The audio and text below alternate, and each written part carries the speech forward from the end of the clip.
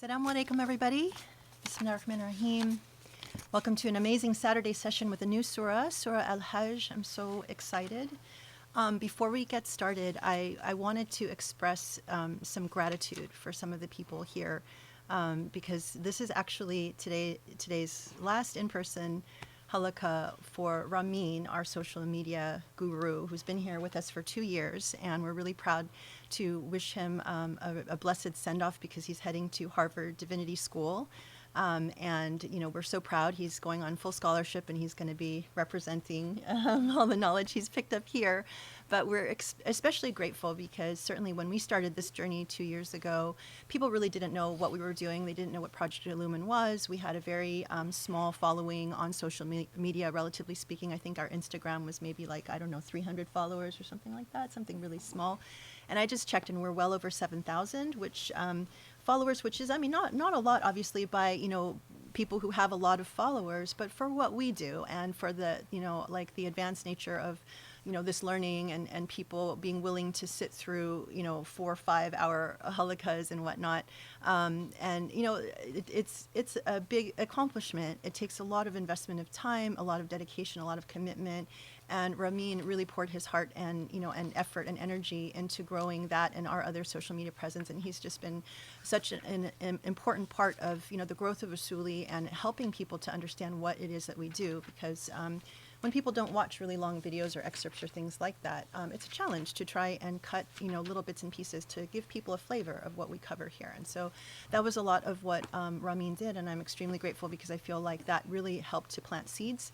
And even if people are not necessarily watching, you know, the halakas as a result, they know that this is something that we're doing. And I hope and pray that, you know, when people are ready and they're on their journey and at that part where they're looking for something more than what they understand Islam to be, that they'll remember Usuli. And that's the importance of social media for our purposes. And so I'm really grateful to all of the dedication that Ramin has poured into that. And, you know, we'll miss him, but we'll see him hopefully on the interactive group. And, you know, he has committed to growing like the Usuli Watch group at Harvard. So anyway, it's, you know, so it's a little bit sentimental for us because this is our last in person with him. But anyway, so I want to let people know, and people have interacted with him on social media and stuff. And so, you know, he's, it's going to be a loss for us. But inshallah, much better onward and upward for, you know, education. And also I wanted to thank Hiram, who was also our summer intern, who is also at Harvard Divinity School, and he helped a lot with some of the different social media programs and research and things like that. So there's some longer term investment that he's given us, and so that, you know, I'm just really grateful. You know, it's actually really, it says a lot for the work that we do, that even people at, you know, Harvard are following and you know, invested in our work, and, you know, they're coming and going and, you know, want to play a part. So, you know, we're grateful for that. And as always, I have to call attention to the incredible khutbah. Every week, it just, you know, it just gets better and better always. And it's important, obviously, with so much darkness in the world, to have, you know, Sheikh get up on the pulpit and just share light. So the khutbah yesterday was called The Sunni, the Shi'i, and the Gift of Consciousness. And, you know, it was a very powerful and deep khutbah, as always, you know, a very important message that God gives us the gift of consciousness for a very brief moment of time. It comes, it goes, and, you know, the question in the test is, what do we do with that very brief moment of time that we have consciousness and our job of witnessing to truth? And so as part of that, I mean, you know, people have obviously are aware of the things happening this week or in the last, you know, 10 days, that the 4 Muslim men who were killed in Albuquerque, New Mexico, by another Muslim, you know, fellow Muslim brother who, from what I think the public understanding at this point is that he was Sunni and he was unhappy about his daughter, I think, marrying a Shi'i, and so he decided to kill 4 other Shi'i Muslims. And so that is devastating at so many levels and shocking, and reveals truly the lack of knowledge and understanding of, you know, our faith. And so the khutbah was really powerful because Sheikh actually walked through that, the difference between Sunni Shi'i. Also, I wanted to call attention to a really important talk that Sheikh gave several years ago at the Islamic Center of Southern California called the Sunni-Shi'i divide. And, the best way to address these types of tragedies is through education and understanding. And these are really powerful opportunities to learn more about what really is underlying this divide, and should it be there, and how should we feel about it as ethical, thinking Muslims. So if you go to the khutbah yesterday, and you look in the description, you'll also get the link to the actual talk that the Sheikh gave at the Islamic Center. So I really, really encourage people to watch that. And, one of the most frustrating things that Sheikh continually points out about all of the things that happen in the world is the deafening silence of Muslims in the face of all of these sorts of tragedies. This... week after week, there are just things that go on. We have a lot of non-Muslim supporters or people on the front lines, lawyers, human rights activists. These are the people that are making a difference in our world for Muslims. It's not Muslims that come to the aid of other Muslims or are at the forefront of discussions, or at least not visibly so. Obviously there are exceptions, and there are people who are working very hard on the front lines. But in general, it is frustrating and hurtful to see that Muslims are not the ones that are really pushing these human rights and ethical issues forward. As a convert, and I just wanted to take this opportunity to once again talk about converts, because first of all, I've spoken a lot about converts in the past. I've been a convert for 28 years. And in this work, I meet so many converts who are truly exceptional. They're exceptional human beings. They're smart, they're, social justice oriented, they're talented, they're dedicated, and we as Muslims know, or at least I believe, that especially in a dark time like now, where it is so difficult to become Muslim, it is so difficult to choose to convert to a new religion, any religion, but especially Islam, that, when God handpicks people and allows them to be on the path where they ultimately decide to convert, there is something very special about that. There is something important about that. And in my experience in meeting, these thinking, talented, amazing converts, these are people that have the potential to turn things around in a very dark time. That is why they were selected. And they have a potential. It doesn't necessarily mean that they're going to fulfill it. It doesn't necessarily mean that, there is anything happening, but we know, or I believe, that it's an opportunity, and an opportunity also takes hold based on it's the context and in the support and the people that aid in that person's mission. And so it's so frustrating for me as a convert when I meet beautiful, incredible people that, have given up everything, honestly, even, just even the accusation of sanity, right? Why are you insane and choosing this, god-awful religion? But they do it because they believe. And that already shows an incredible amount of strength and, independence of mind. And then they come to the mosque, or, to the Muslim community, and it's for 2 seconds, they get a welcome and, oh, mashallah, you're amazing, you're a gift, God selected you. So people recognize that there's something special about a convert who's made that very important decision. But then what comes after that is truly shocking and, leads oftentimes to people leaving the faith. So, converts then, unfortunately, are left alone. They are not supported. They're either told, or women are told, you need to wear hijab. Men are often, or, either are told you have to get married. They start getting exposed to all of these things, and they get started, they get talked down to. And it's an irony, because if you think rationally about what it actually takes for someone in this day and age to convert, they will have to have invested so much time into learning, reflecting, prayer, thinking about, what does this mean for my life if I actually choose to become Muslim? What's going to happen to me? What's going to happen to my family, my friends? What are people going to think of me? How am I, what am I getting into? Like, people they don't know, but they're so moved by the beauty of the message and by their connection to God. And, whatever it is, everyone has their own different experience. They ultimately make that decision. And I believe that these converts that come into our faith, this is an opportunity to help Islam move forward, or it'll be nothing if Muslims don't embrace that opportunity and help those converts, and make it like, take this gift, and turn it into something that is beautiful for the entire community and the entire population of Muslims. I mean, this is miraculous, right? Think about it. I mean, if you're going to convert in an age to be Muslim, it is miraculous to do it now, when things are so bad and so horrible. And I want to say more about this, and inshallah, in another time, in another opportunity.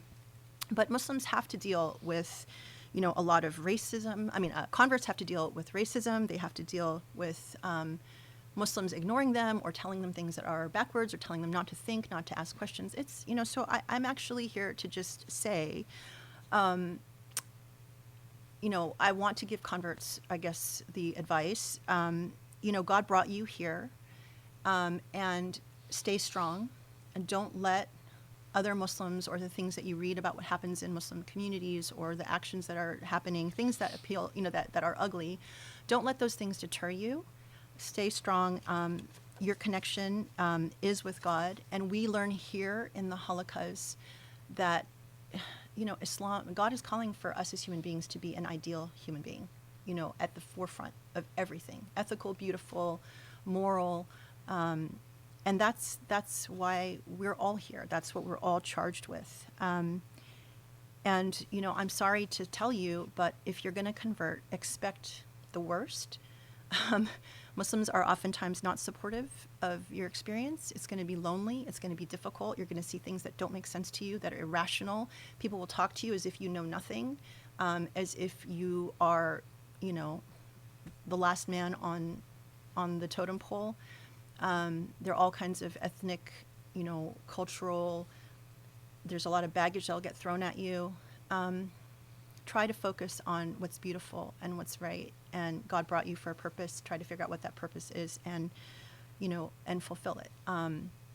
And inshallah, I hope that the people that do remain, that don't leave, can help move things forward.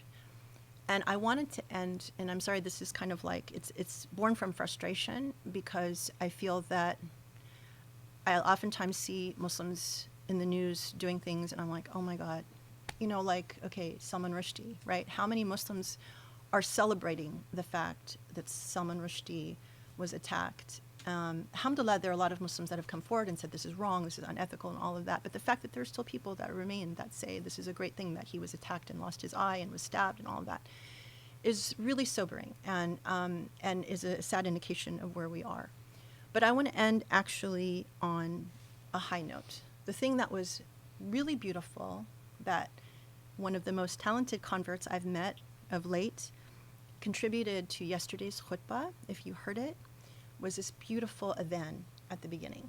And people know that, I give the adhan usually in the beginning, and it's really on principle, because, female voices should be heard. Sheikh has talked about this in the past. But yesterday's adhan took it to another level. I got this beautiful message. It said, thank you for sharing. I had shared some videos of this incredible convert that I met with Witzke Marison. She has an absolutely beautiful voice. Did she also give the adhan yesterday for the khutbah? If so, it was so, so beautiful. I've never heard anything like it before. It is converts like her and yourself who bring more beauty into our religion that keeps the light of Islam shining. And that's really the message that I want to impart, is that if you meet a convert, think about, why did this person make this decision? What did it take for a person to make this decision? And what does this person have to go through now that they've made this decision? How welcoming are Muslims to converts? And what can we do to elevate people who made this very difficult decision? And, what are the talents they have? What do they bring? And I want to end by playing this, because in every other space, you will not hear an adhan like this without a whole cacophony of people who come out of the woodwork claiming it's haram, it's ugly, it's, whatever they will say about it. It's singing, God forbid, it's a female voice, all of the things that we know get thrown at us. But I challenge you, if we want to be at the forefront of humanity and move Islam forward and actually make a change, we have to accept that these are divine gifts that God gives. Listen to this incredible adhan and tell me that this is not divine and not a sign for all of us to embrace something better, strive for something better, and try and do something to pull ourselves out of the darkness that has become the current status of Islam in our world. So here it is. Allahu Akbar, Allahu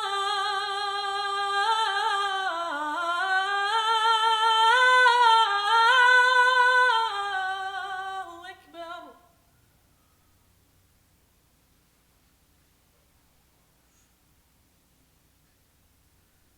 Allahu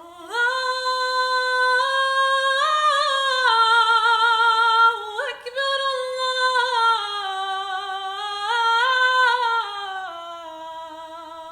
Akbar.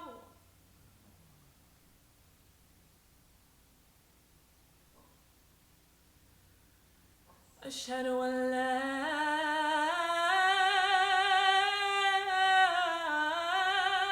إله إلا الله.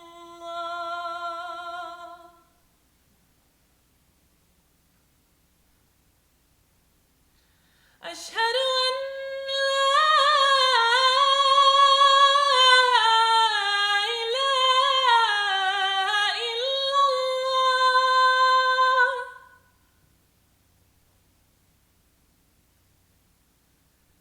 أشهد أن محمدًا رسول الله.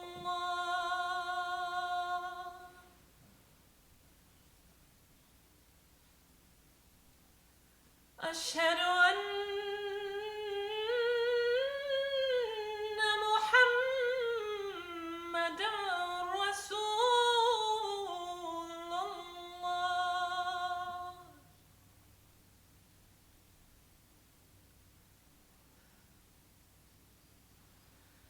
حي على الصلاة.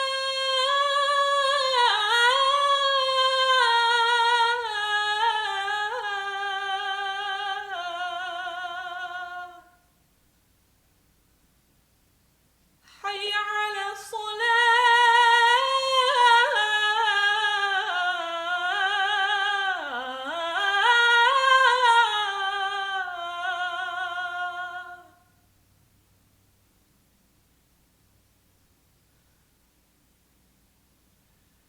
حي على الفلاح.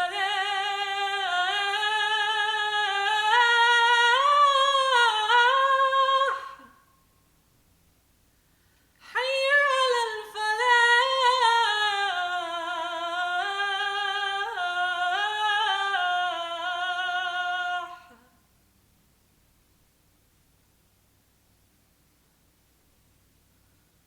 الله أكبر، الله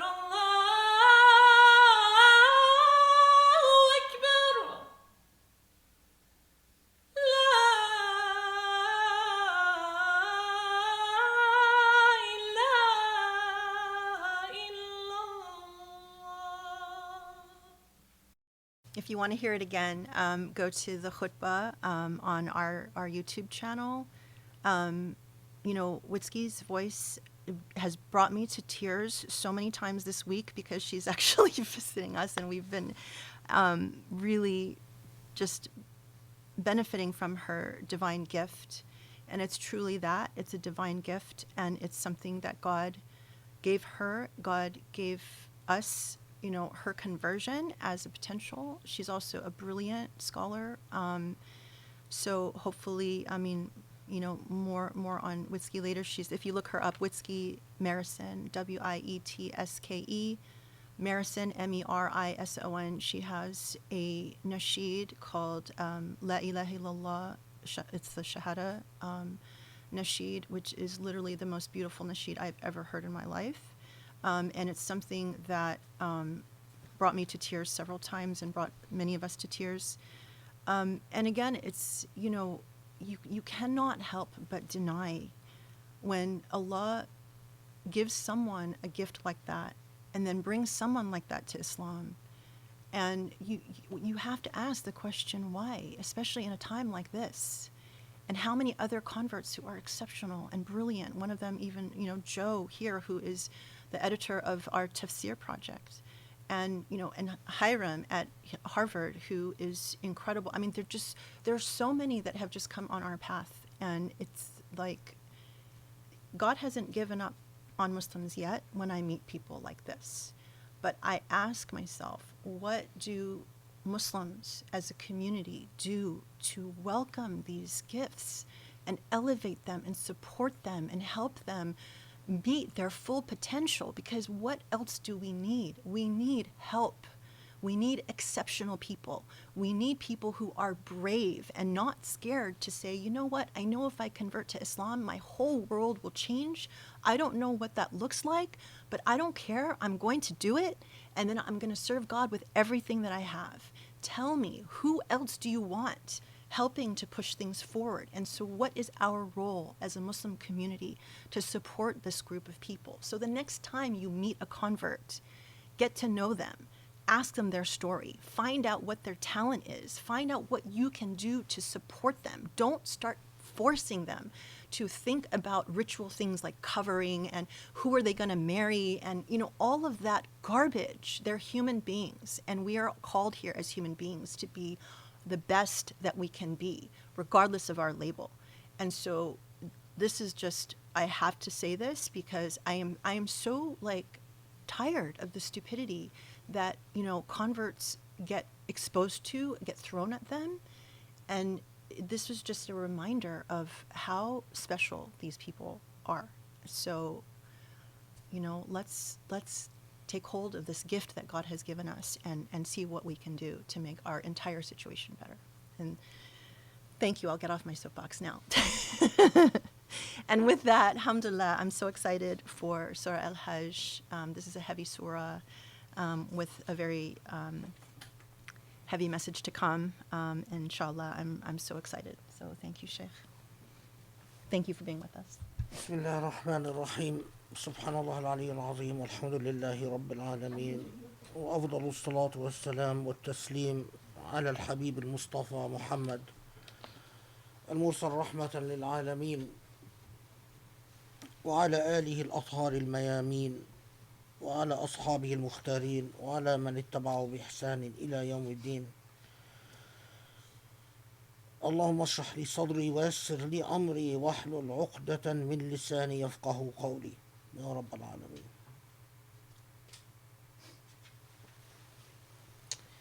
Okay, so Surah Al-Hajj.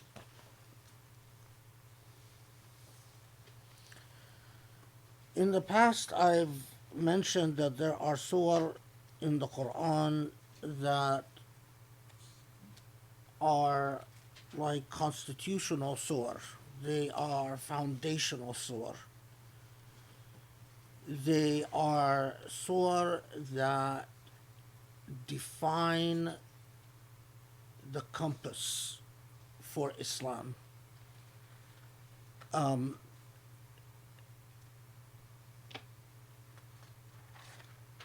And that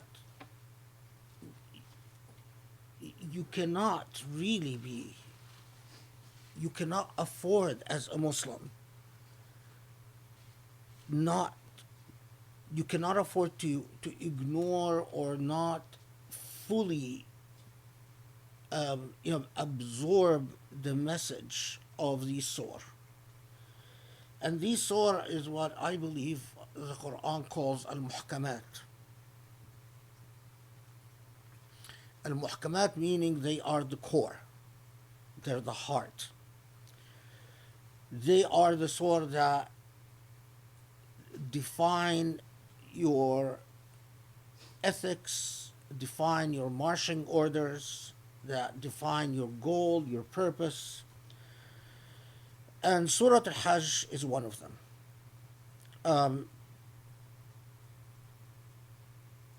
It is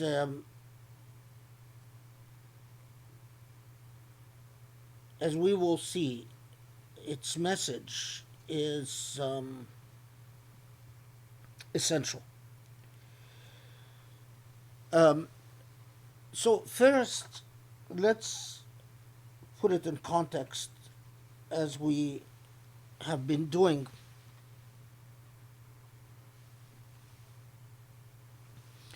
So, like a lot of other surah in the Quran, there is an interesting debate about when it was revealed. And um, so, in a lot of the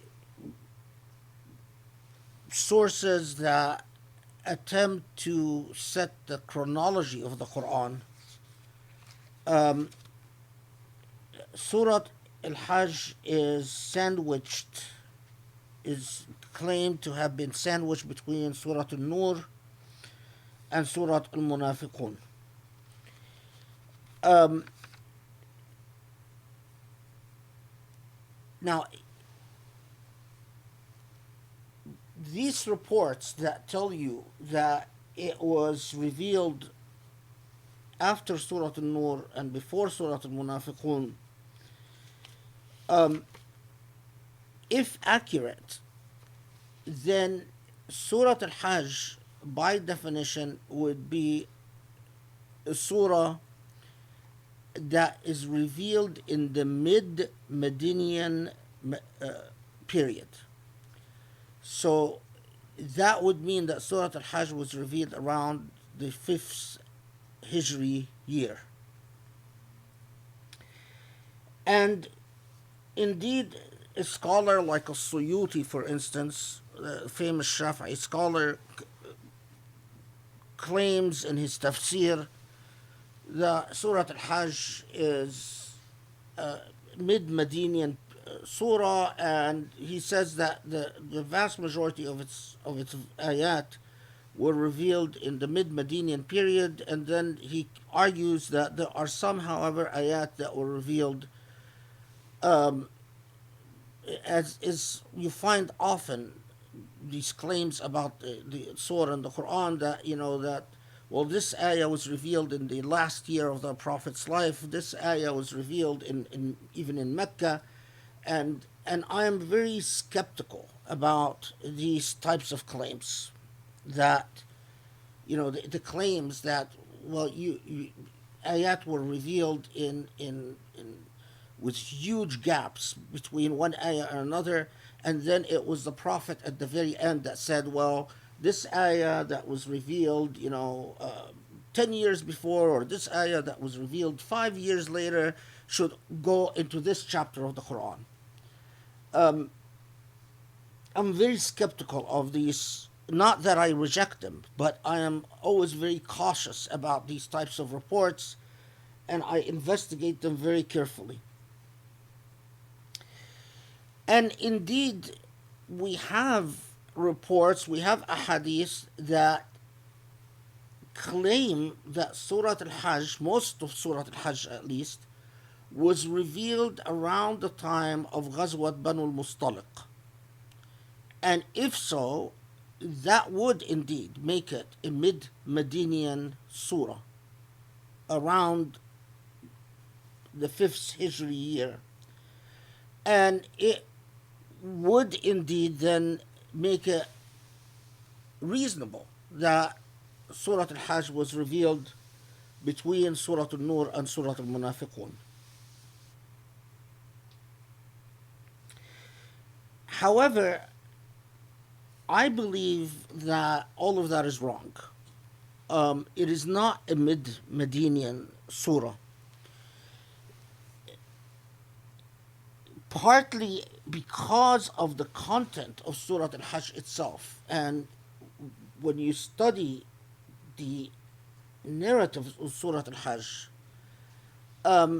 as we will see, there are ample indicators that it was revealed much earlier than that it was not revealed around Ghazwat Banu al-Mustaliq.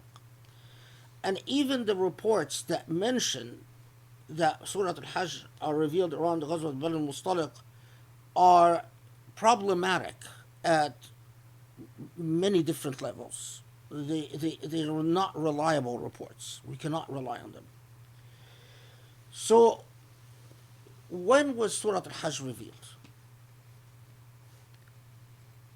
Well, It was revealed when Muslims were first given permission to use force against their oppressors.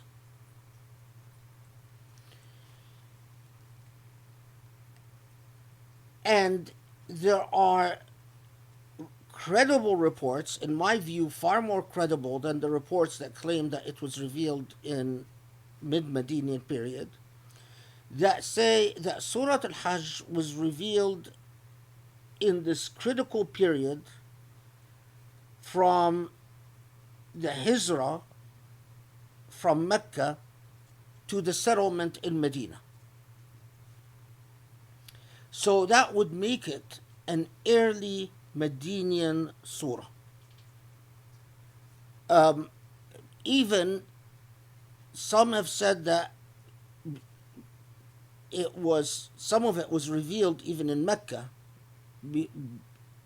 before or during or shortly after the Hijrah.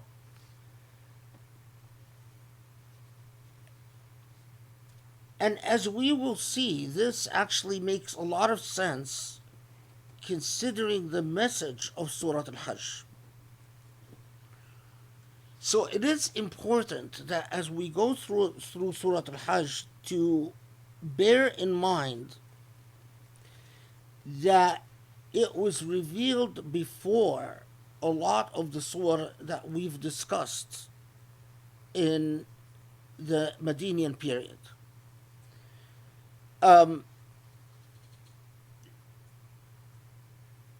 There is an interesting question whether it was revealed after Baqarah or before Baqarah. And in my view, and Allah knows best, is that it was revealed shortly before Baqarah. That Baqarah is the first fully Medinian surah. Al-Hajj is a transition surah between Mecca and Medina, but before Baqarah.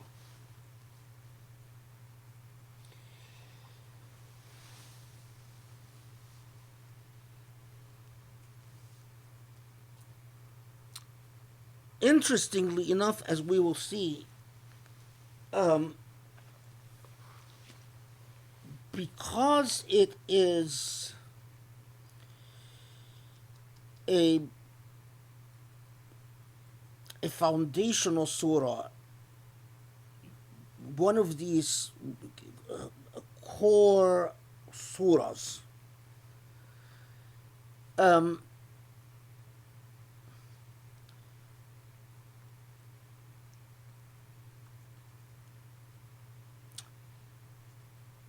although I don't have proof to support this, but I think that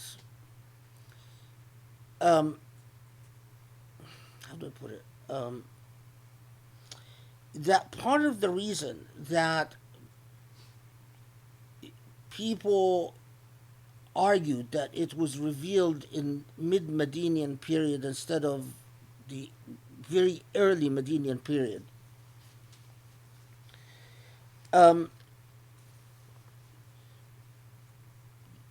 is that for especially among the late converts to Islam,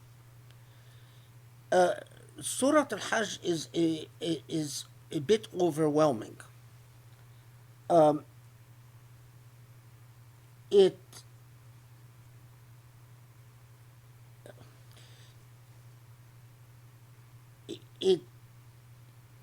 is about your entire understanding for the reason of your presence on this earth, as we will see inshallah. Okay.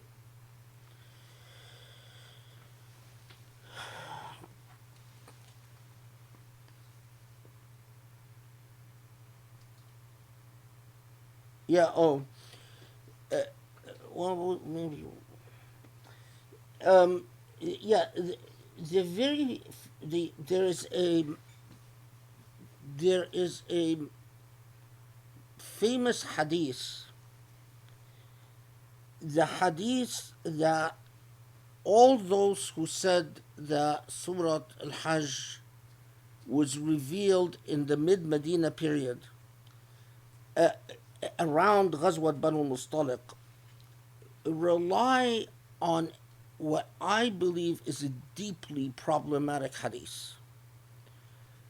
The hadith, I'll paraphrase it because it's long, but in which the Prophet ﷺ it reportedly starts talking about what percentage of his companions, the percentage of those who go to Jannah, how many of them are going to be his contemporaries, in other words, his companions. And the hadith, it's rather long, starts out by saying, it's going to be, 1/4 of those who enter Jannah will be you guys. And then it says, no, it's going to be 1/3. No, it's going to be 1/2. And then starts saying that, there is a certain number of you who will enter Jannah without accountability. In other words, without going through hisab, without going through the trial process, if you will. And it's going to be a set number of you. There's going to be 70,000 of you who... And then a man says to the Prophet, basically asked the Prophet ﷺ to pray for that he is one of them. And the Prophet says, you are one of them. And then a man known as Ukasha, who is a low-tier companion, says, can you pray that I'm one of them? And the Prophet says, well, I'm sorry, because the man I just prayed for beat you to it. So in other words, the numbers are full now. The house is packed, so you're out of luck. And remarkably, you find that hadith in so many contemporary, although it was designated as gharib in the science of hadith, and in its isnad are majahil, in other words, in its isnads are unknown transmitters. You find it in contemporary books of theology, even in books about Islam written in English, everywhere. And that was one of the things that was really, astounding. What is this fascination that contemporary Muslims have to take a hadith that has a great deal of issues surrounding it, and a hadith that makes it sound like whoever, this process is controlled somehow by the Prophet, and that it has even a whimsical element to it. And to cite it and teach it and discuss it as if it is beyond reproach. And that is the hadith, interestingly, that people rely on to say that Surah Al-Hajj is mid-Medinian, that it was revealed around Ghazwat Banu Mustaliq, because that hadith claims that after Ghazwat Banu Mustaliq, the Prophet ﷺ recites most of Surah Al-Hajj to his followers, to his companions, and then the interaction takes place about 70,000 will be, or I forget now, it's 70,000 or 7,000, I don't remember exactly, will enter without any accountability, etc., etc. And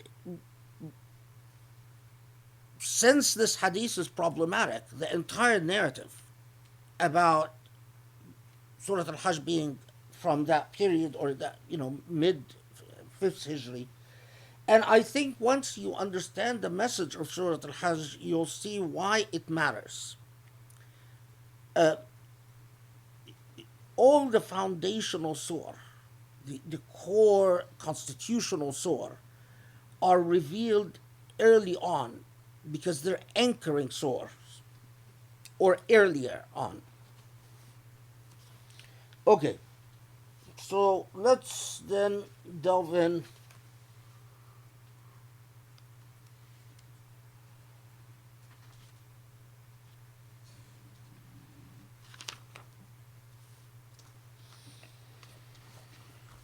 Um,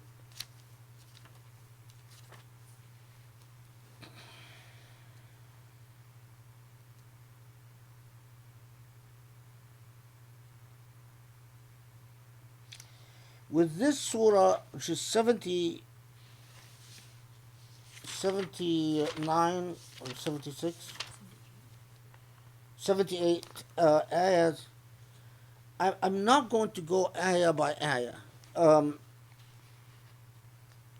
because we don't really need to. But I will focus on the ayat that communicate the essential message of Surah Al-Hajj. I want to approach it a bit differently this time because I'm trying to think in terms of pedagogy of how to communicate the message.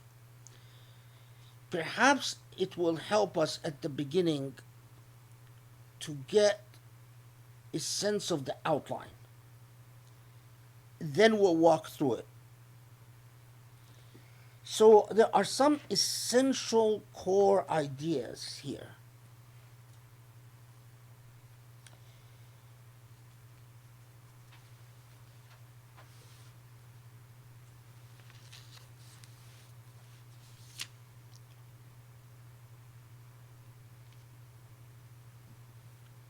Allah will alert us early on in the surah, verse 5, that your own life is like a journey. In this journey, you have like an arc. You start out with an open consciousness, and subhanAllah, that Surah Al-Hajj comes after the khutbah yesterday. I didn't plan it this way.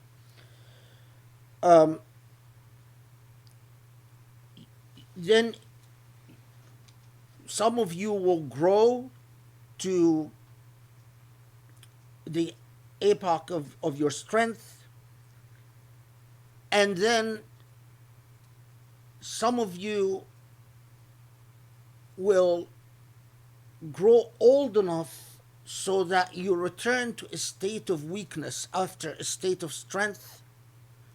In fact, you might even be returning to a childlike condition.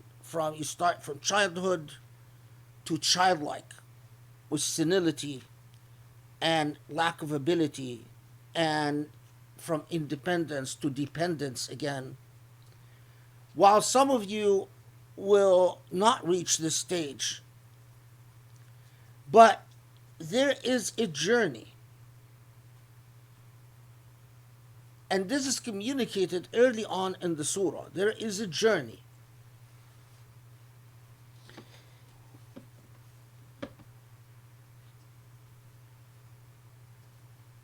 Now, at the same time, Surah Al-Hajj will flag to us, and this is around middle of the surah,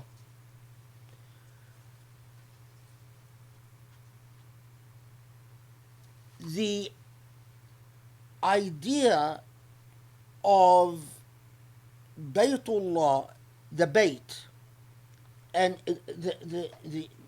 the simple words Bayt, which even before Islam, in Aramaic and in Hebrew and in the Old Testament and even in the New Testament to some extent, um, the home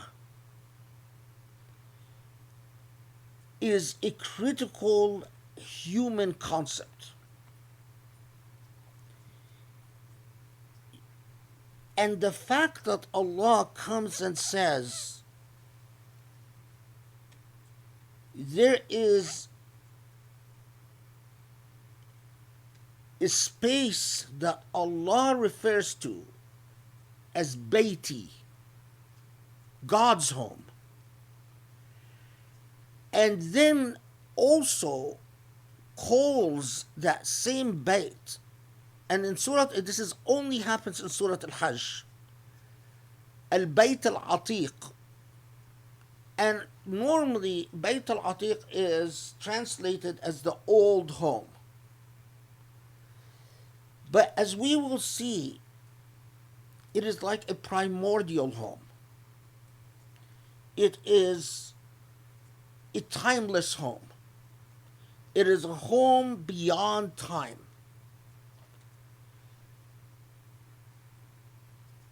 Divinity is what enables something spatially on earth to exist as if beyond and before earth and after earth and as if supra earth.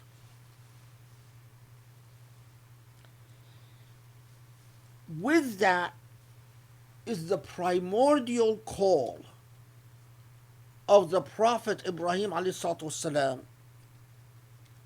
to that space.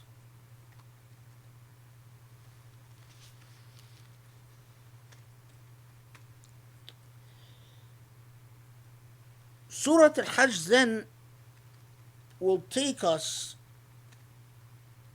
to an idea, inshallah, we'll unpack it.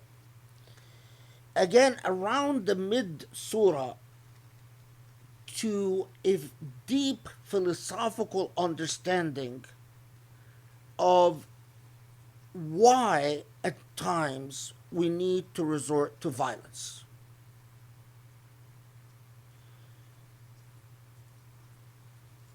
Juxtaposed, as we will see, that in the same way that Allah gives permission under certain circumstances for us to resort to force, that force is never limitless. And in fact, understanding that spaces that God accepts as sacred. In other words, if you human beings are doing things the right way, you would never allow your earthly disputes to extend to these spaces that always remind you,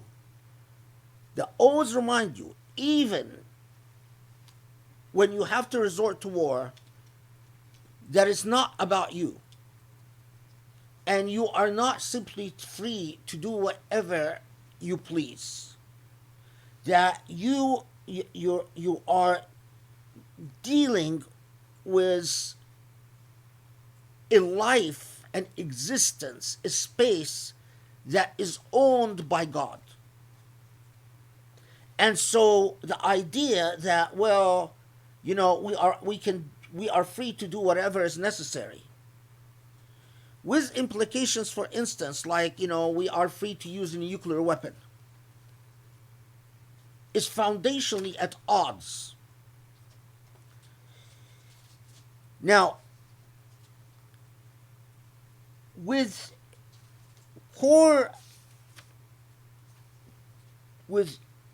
sort of coming in and saying what Allah wants from Muslims when they establish a social order is to seek two things: tamkeen, and we'll talk about what tamkeen is, and ta'zim. And we'll talk about what ta'zim is. So, any order, these are essential constitutional concepts for this order.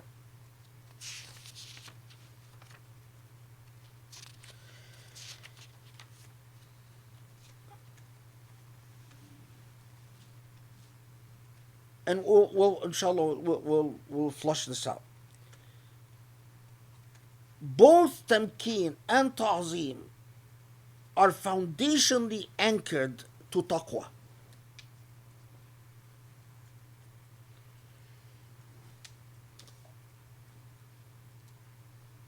And there, Surah Al-Hajj sort of gets you to think of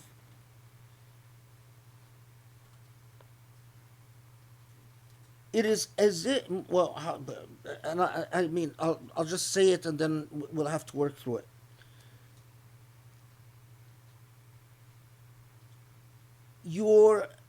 The Hajj, the space in Mecca, is symbolic for so many things. The arc of your life is but a journey to the house of God.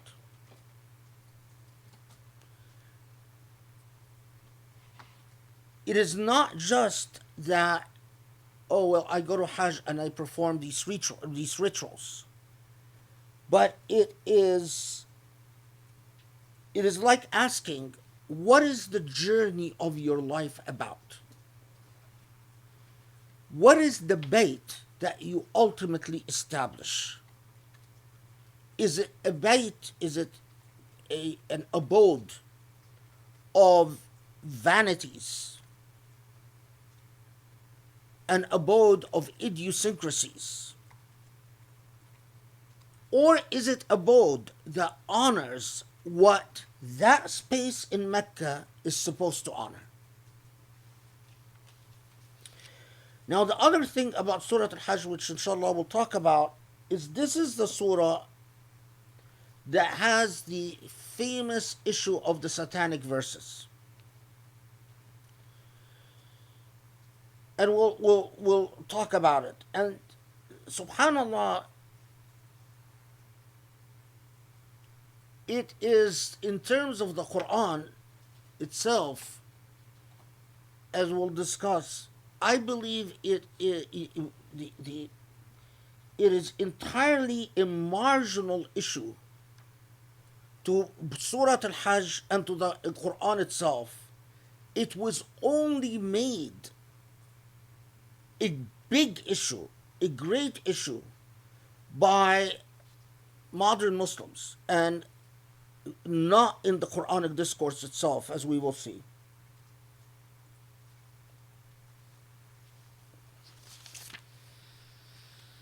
Okay, just remember the sort of major signposts, and as we will walk through them, inshallah.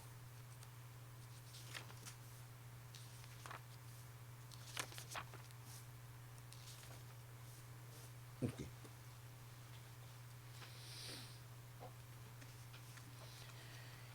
So, remember this. Surah Al-Hajj begins with the concept of taqwa. Ya ayyuhan nasu, ittaqu rabbakum. Inna zalzalat as-sa'ati shay'un 'azim. Allah reminding you, taqwa is core. Now, let's see how Muhammad Asad translates it as, be conscious of your sustainer, for verily the violent convulsions of the last hour will be an awesome thing. It makes a lot of sense the way Muhammad Asad translates it, because taqwa Allah is not a fear of God. Taqwa is not just obedience of God. Taqwa is, the closest thing that comes to it is to be ever conscious of God.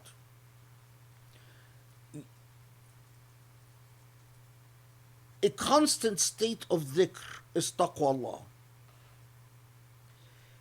When you achieve tamkeen, and we'll talk about what tamkeen is, on earth for the right purposes, that's taqwa. When you have ta'zim sha'airillah, and we'll talk about what that is, inshallah, that's taqwa. Every time, if you pursue knowledge and you pursue it because you believe God, you do it out of a desire to serve God, that's taqwa. As we will see, Surah Al-Hajj comes and later on will tell us that to be in a state of jihad, in a constant jihad, is taqwa. So that opening, as we will see, is actually quite important. That Ya ayyuhan nasu taqu rabbakum. What it's all about is that you live your life, that journey that we'll talk about, with God, with being ever conscious of God. Okay.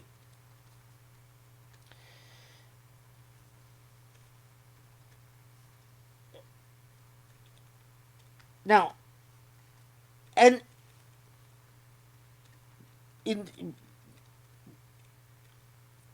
note that regardless of who how regardless of what your vanities allow you to think, the way that your vanities swell your ego up, right? And so with a swollen ego, swollen by vanities, you might forget that about the hereafter and the final day. But whatever it is, when you place yourself in the context of the totality of God's creation, from birth to death to resurrection to the final day to the hereafter, you are a very small thing. Now, and be mindful of the fact, وَمِنَ النَّاسِ مَن يُجَادِلُ فِي اللَّهِ بِغَيْرِ عِلْمٍ وَيَتَّبِعُ كُلَّ شَيْطَانٍ مَرِيدٍ.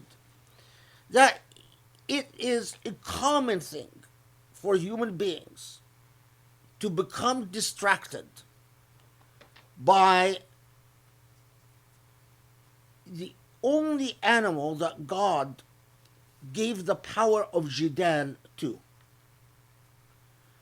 Only human beings on the animal kingdom on this earth have the power not just to disobey, but to justify their disobedience and justify a complete rebellion.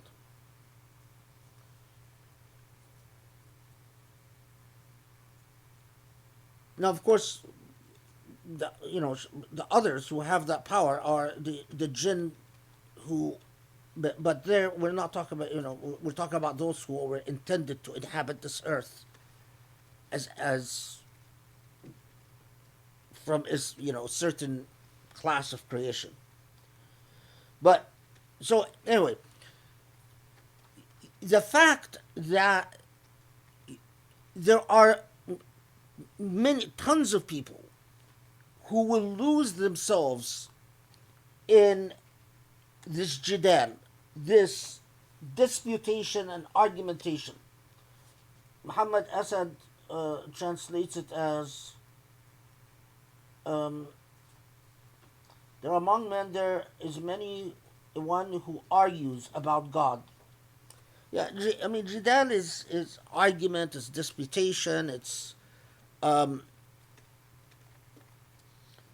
the art of debate, the art of cynicism, the art of counterpoints, counter narrative, all of that comes under jidal. And the truth of the matter is, it is whether they actually follow a satanic force or as if they follow a satanic force is irrelevant. وَيَتَّبِعُ كُلَّ شَيْطَانٍ مَرِيدٍ. Muhammad Asad will have, I'm sure, an unusual. Yeah, no, actually, he doesn't. It says, without having. So, yet among men there are many who argue about God without having any knowledge and follow every rebellious satanic force. Close enough. Um, that is unavoidable. And as we will see, ultimately, nothing is going to change that reality. It is you and only you have the ability to choose not to fall prey to these distractions. Okay.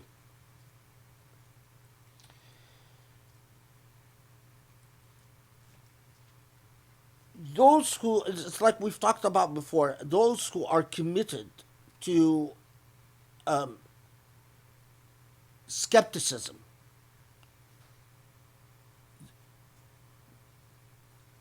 skepticism could become, while sometimes skepticism plays a healthy role, and sometimes it's even like salt. It's necessary for wisdom, but it is also addictive. And once you catch that addiction, there's no cure. You are skeptical for the sake of being skeptical. And that is like a demonic force. The earmark of the demonic is that ultimately it stops responding to reason and beauty. Regardless of how you approach it, it is no longer responsive. Okay.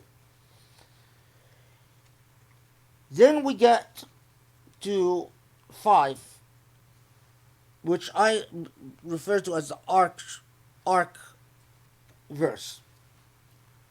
So, يا أيها الناس وإن كنتم في ريب من البعث فإن خلقناكم من تراب ثم من نطفة ثم من علقة ثم من مضغة مخلقة وغير مخلقة لنبين لكم ونقر في الأرحام ما نشاء إلى أجل مسمى ثم نخرجكم طفلا ثم لتبلغوا أشدكم ومنكم من يتوفى ومنكم من يرد إلى أرض العمر لكي لا يعلم من بعد علم شيئا وترى الأرض هامدة فإذا أنزلنا عليها الماء اهتزت وربت وأنبتت من كل زوج بهيج.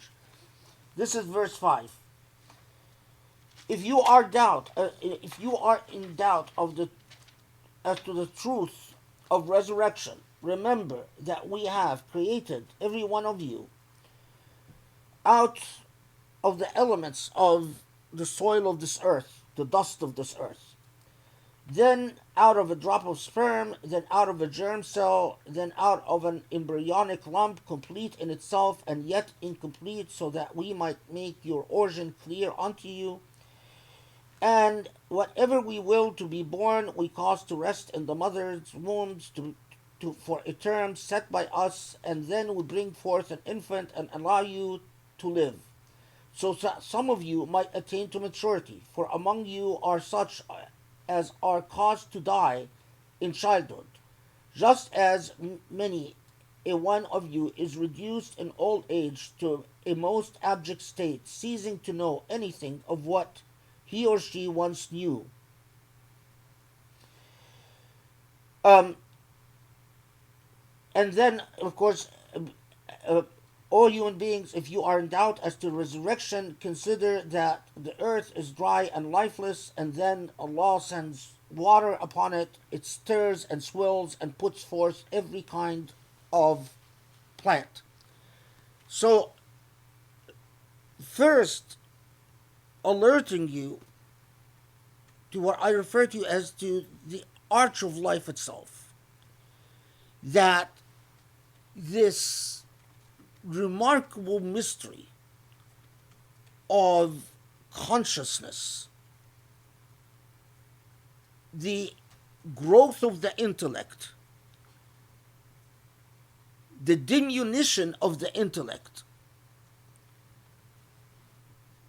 the amazing mystery of the cycles of life and death, which we ultimately are a part of.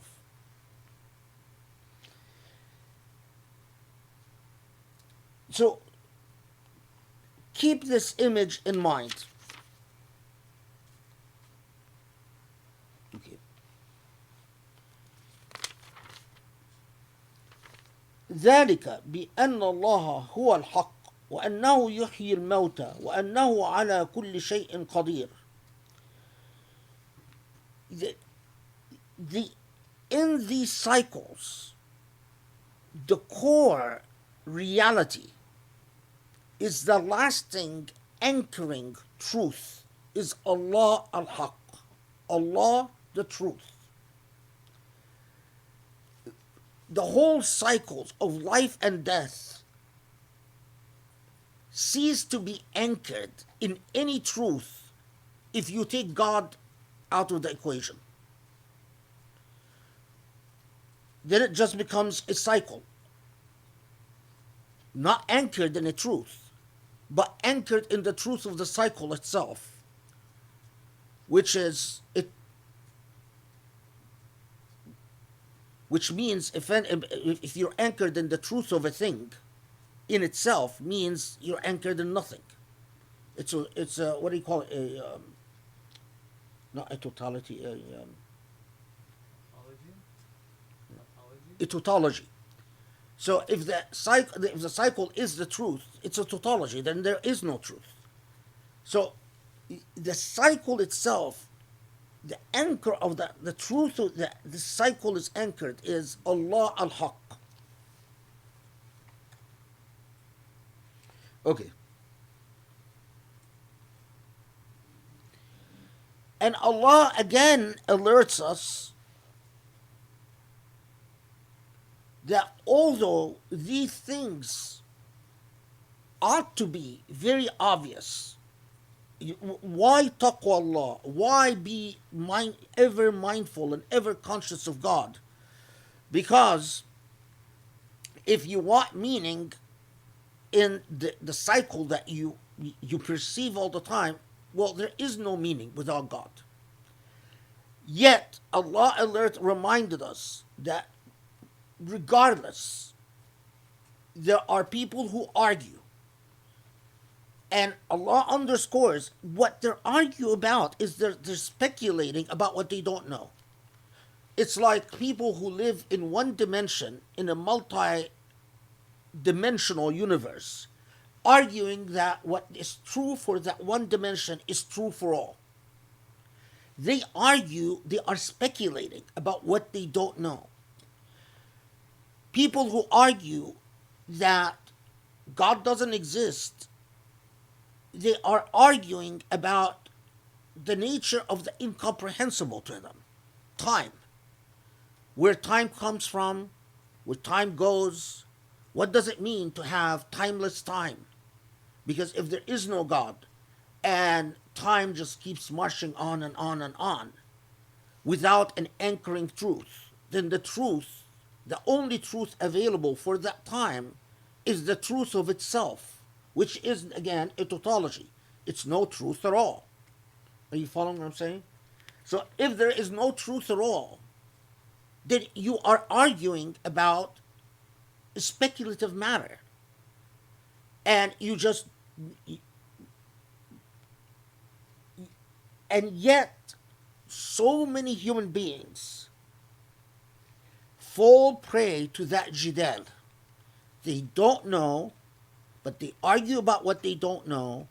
And so many, in fact, the Quran itself tells us that the majority of people will be led astray by that jidal about what they do not know.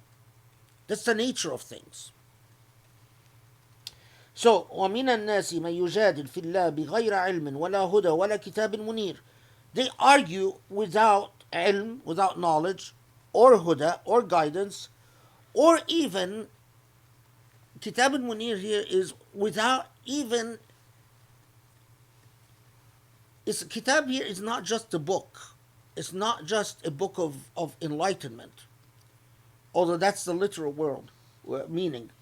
But a revelation is an external source to the mundane reality provided by materialism. A revelation is an intervention from a paradigm from outside the paradigm. So God is saying they are arguing without external help. All they have is the reason that they were born with. That reason is locked within the terms of the reality that you guys are born into. It's like saying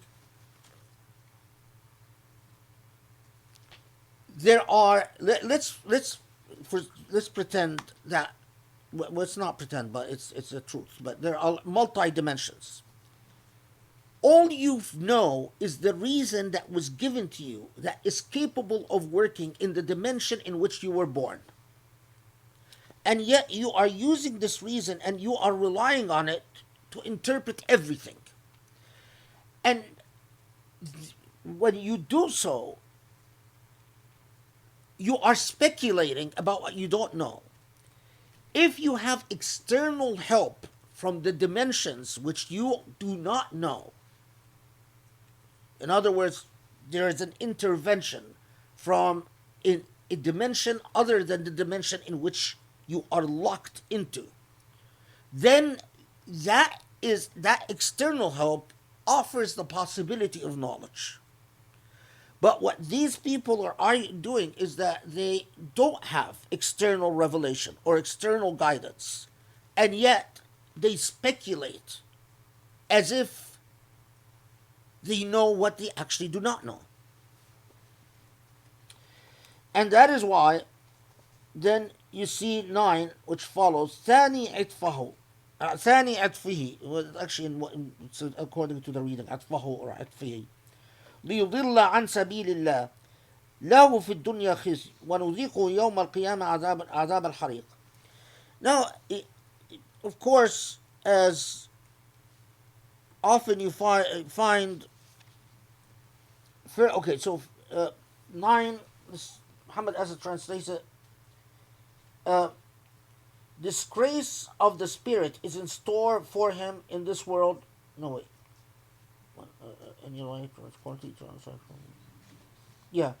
Okay, so and yet among men there is many one that argues about God without having any knowledge of God, without any guidance, and without any light giving revelation, scornfully turning aside from the truth so as to lead others astray from the path of God.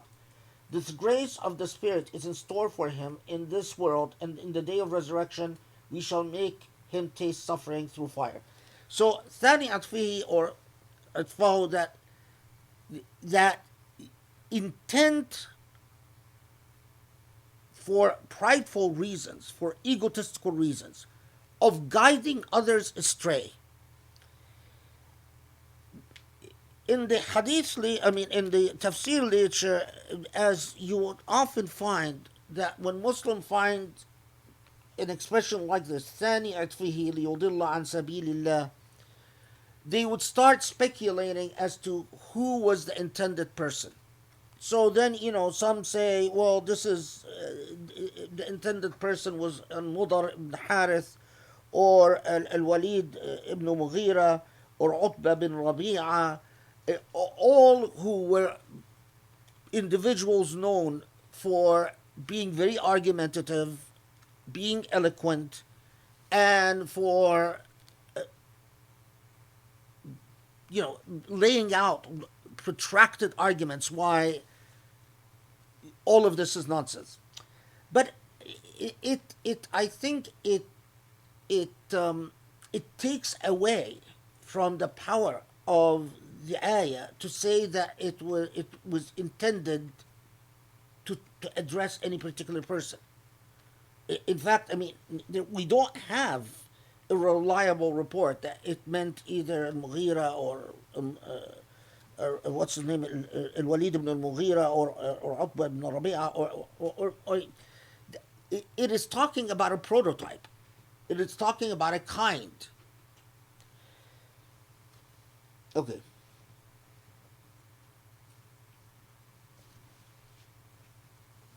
Okay, ذلك بما قدمت يداك وأن الله ليس بظلام للعبيد. Even the expression that this is what you've done to yourself in terms of your fate in the hereafter, and that God is not unjust to human beings, is an indication that this is a general ayah that applies generally to a prototype.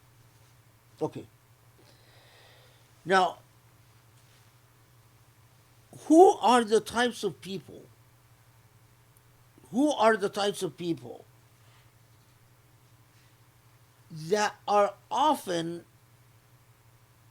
swayed by arguments, by what appears to be an intelligent argument, or by skeptical questions, because they have no certitude of themselves?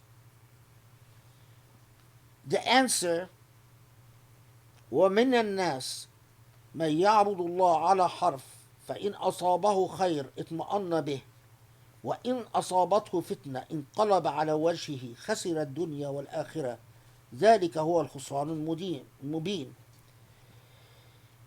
So there are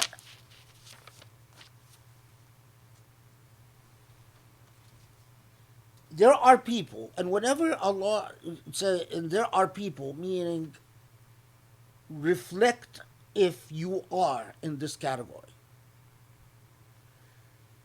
A bad student of the Quran would read an ayah and say, this is describing someone else. A good student of the Quran, you read an ayah and say, this potentially describes me. There are a people who Ya'budullah ala harf, an amazing expression. It's like you worship God at an edge. If things in life are going your way, you are fine with God.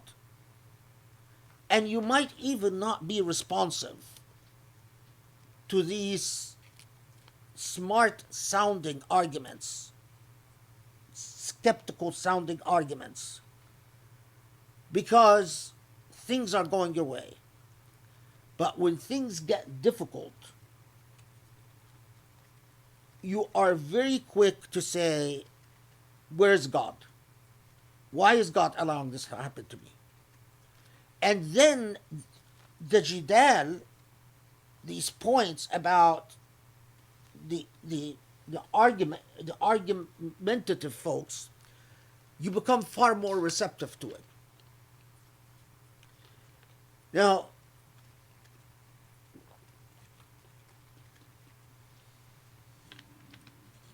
Surah Al-Hajj is revealed at this time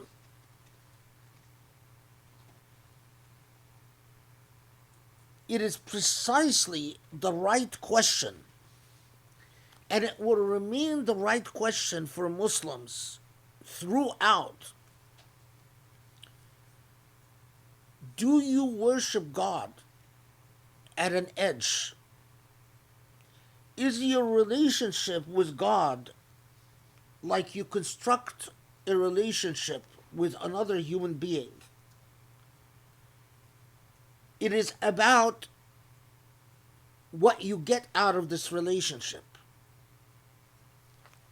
So many relationships in human beings, they're defined in terms of what do I get out of it?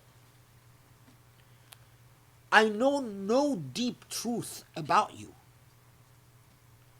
I don't, in fact, whether I love you or not is not based on any real knowledge of your soul, of your spirit, of your aura, of your truth. I basically react to what I get from the relationship I have with you,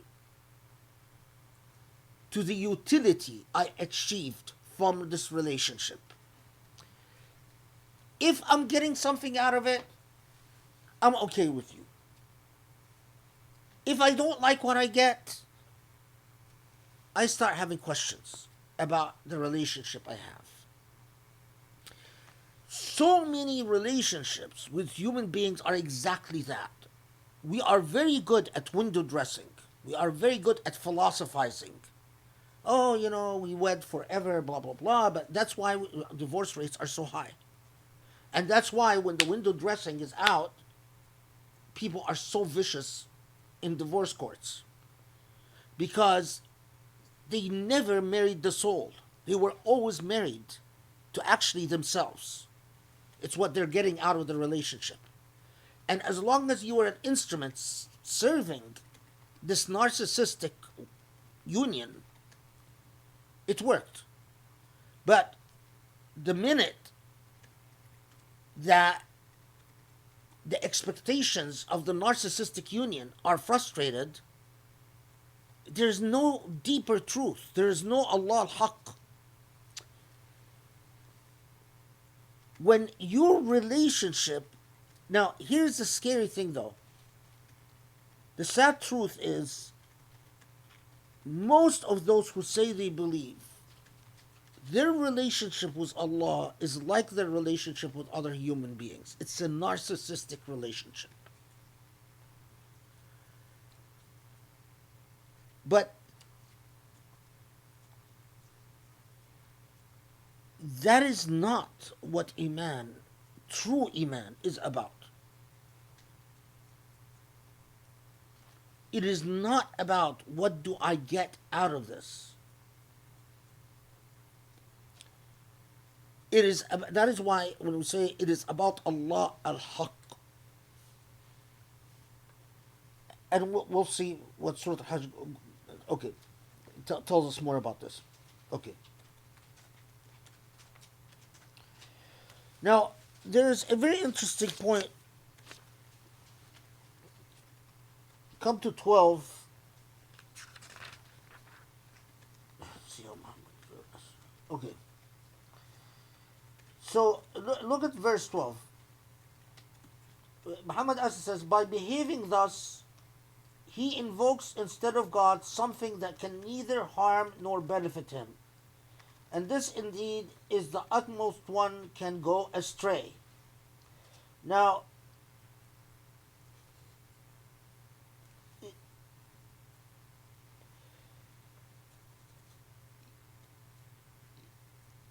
Quranic commentators paused at this because the grammar here, يدعو من دون الله ما لا يضره وما لا ينفعه ذلك هو الضلال البعيد يدعو لمن ضره أقرب من نفعه لبئس المولى ولبئس العشير. This is how Muhammad translates 13. And sometimes he invokes another human being, one that is far more likely to cause harm than benefit. Vile indeed is such a patron, and vile the follower. Okay. Yeah. The issue is indicated by Muhammad Asad's bracketing of invoking another human being.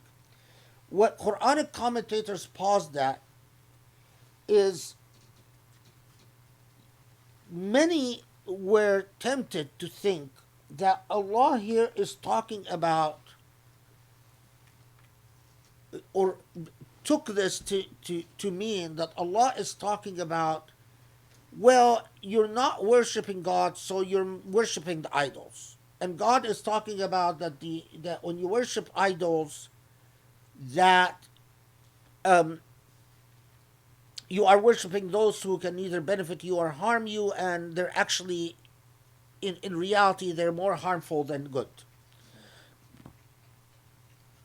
But as later Quranic commentators and Muhammad Asad as well noticed,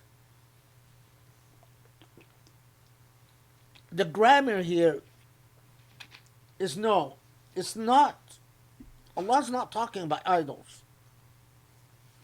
Allah is talking about still those who are worshipping God at an edge, and those who are influenced by the, let's call them the smart Alex, the you know the those who like to construct arguments about what they actually don't know. That indeed these people, when they turn away from God, it is not necessarily that they are worshipping idols or worshipping anything else, but in fact, notice here, yad'u, not ya'bud, yad'u, they call upon, or yad'u means they follow, they're influenced by. So the irony is that human beings who often will reject God because they don't want to be influenced by reactionary ideas, as the Quran says, when the prophets come and tell them believe in God, and they say ذَلِكَ أَسَاطِيرُ الْأَوَّلِينَ. These are the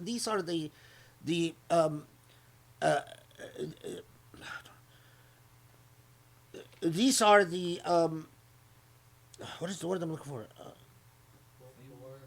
Not for fables. These are the fables. These are the mythology of the forefathers. You know, this is reactionary. This is backwards.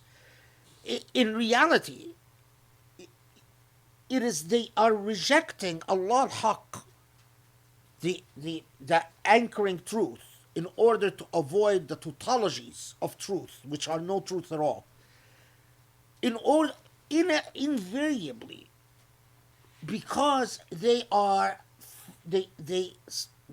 subjugate themselves, they make themselves followers of, they defer to its other human beings. So the whole claim of independence and autonomy is a mirage. The whole pretense of, oh well, we're independent thinkers. No, you're actually more sheep-like than you actually realize. You actually your thinking is impressive because you define the parameters in such a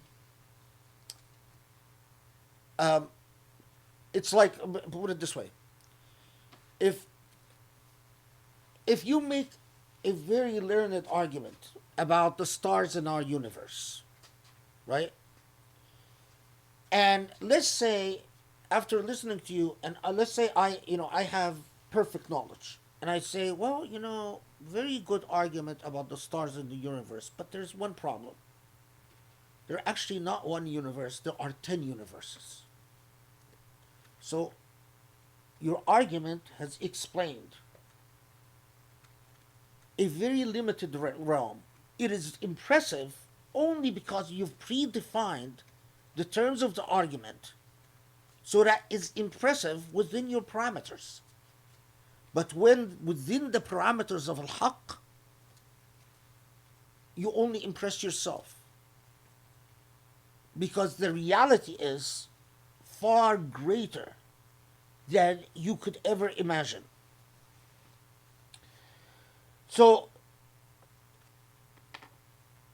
that is why, look at, I mean, your ancestors took the Quran far more seriously than you do. When Allah says, يَدْعُو مِن دُونِ اللَّهِ مَا لَا يَضُرُّهُ وَمَا لَا يَنْفَعُهُ. Allah describes this, those who, you're actually deferring to either those who can't harm you or hurt you, or those who hurt you. But then Allah describes this as ذَلِكَ هُوَ الضَّلَالُ الْبَعِيدُ, and then describes it as وَلَبِئْسَ الْمَوْلَى وَلَبِئْسَ الْعَشِيرُ. You lead yourself. It is what you believe that it is a small thing to be following or deferring or being impressed by what you're impressed by, being influenced by what you're influenced by. But in reality, where it takes you is that it leads you far astray. And the company you keep is the worst kind of company. لَبِئْسَ الْعَشِيرُ. How does Muhammad Asad translate that? This is 13. Yeah, so he says, vile indeed is such a patron, and vile the follower. Vile, yeah, it's more, the company you've kept, or like your community, the community that ultimately influences you, is truly vile, because ultimately it takes you down a vile path. Okay.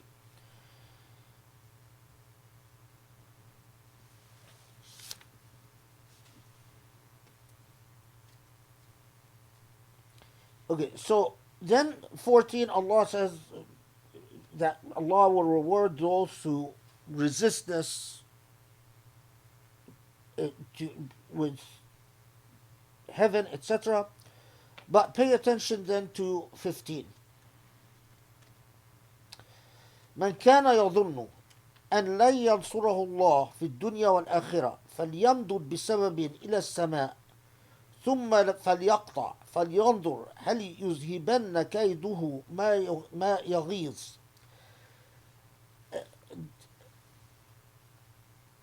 Let's see. Okay, so Muhammad as its translation. If anyone thinks that God will not succor him in this world and in the life to come, let him reach out unto heaven by any other means, and thus try to make headway. And then let him see whether the scheme will indeed do away with the cause of his anguish. What is this talking about?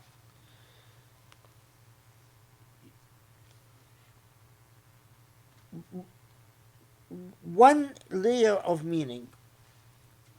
Many Quranic commentators said, well, what this is talking about is it's predicting that Allah will make the Prophet Muhammad ﷺ victorious.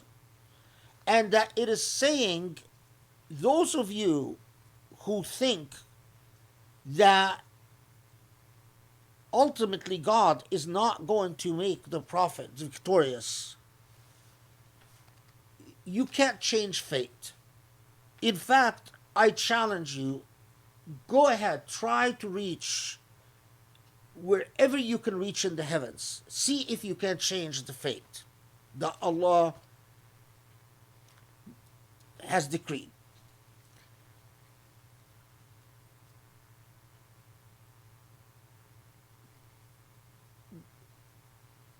Why it is a plausible interpretation.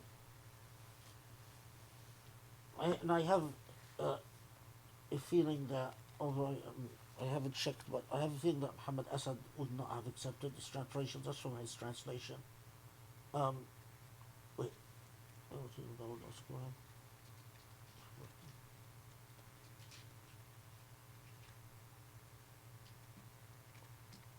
Yeah, okay, great. Yeah, look. So, this is Muhammad Asad's footnote.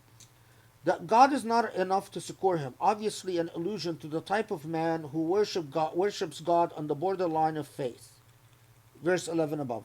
And therefore doubt God's power to guide men towards happiness in this world and the hereafter. The presumption of the majority of commentators that the personal pronoun him relates to the Prophet Muhammad is, to my mind, very far-fetched and certainly not warranted by context. Excellent footnote. What he's talking about is that while it is true that the majority of Quranic commentators said exactly as I explained, that this is talking about God is going to make the Prophet victorious, several Quranic commentators, among them is Zamakhshari, for instance, and Al-Razi, said, no, it is not necessarily that just God is predicting that that the Prophet will be victorious. But God is telling you that those who worship God at an edge are in a constant state of doubt, and they grossly overestimate their knowledge and their abilities. It's like, I've been giving examples of dimensions intentionally. It's like God saying, this expression, فَلْيَمْدُدْ بِسَبَبٍ إِلَى السَّمَاءِ ثُمَّ لِيَقْطَعْ مش فَلْيَقْطَعْ لِيَقْطَعْ فَلْيَنْظُرْ هَلْ يُذْهِبَنَّ كَيْدُهُ مَا يَغِيظُ. Let them go as far as they can in this universe. See if they will actually attain any level of knowledge that will transcend what we allow them to attain. And in my view, in my understanding, that will ultimately remain locked within the parameters of knowledge that Allah allows to the empirical approach. It's like Allah saying, you exist in a reality, you will remain locked in this reality, regardless of how far your science takes you. It is always within the terms of the reality that Allah has predetermined. You will never transcend to the greater realities that exist. Now,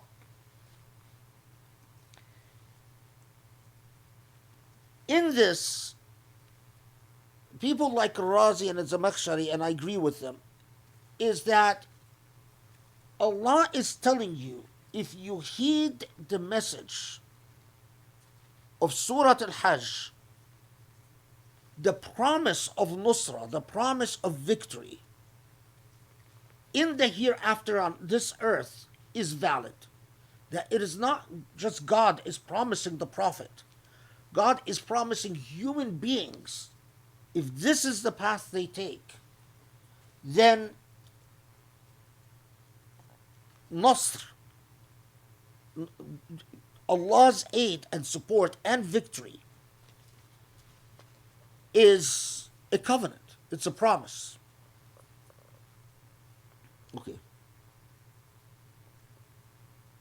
Okay. So this is all like an introduction to Surah Al-Hajj.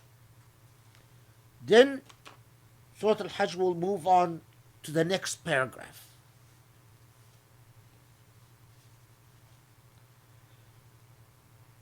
Let's take a 2-minute break before we go to the next paragraph. Bismillah ar-Rahman ar-Rahim.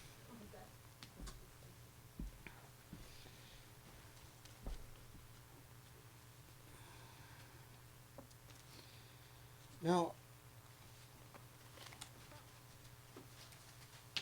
look at the way this new paragraph in Surah Al-Hajj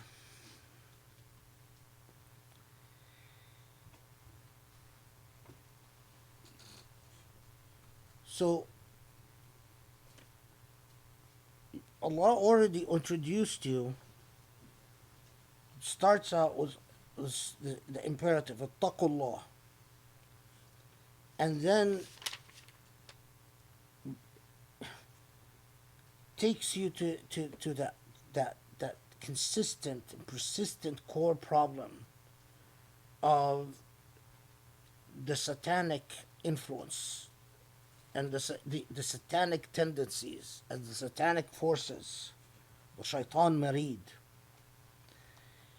and that the arc of existence, that but despite that, just the very arc itself could tell you that the haqq at the center of the arc, the truth at the center of this arc, because otherwise it's a tautology and it doesn't have a truth.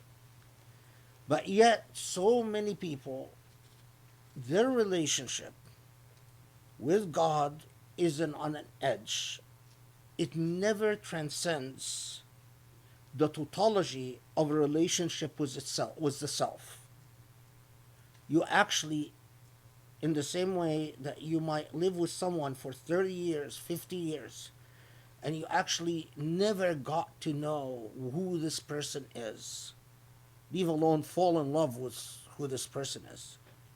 You are always, in your relationship with this person, engaged in the tautology of a relationship with the self, projected onto the other. So your relationship was always about, what do I get out of it?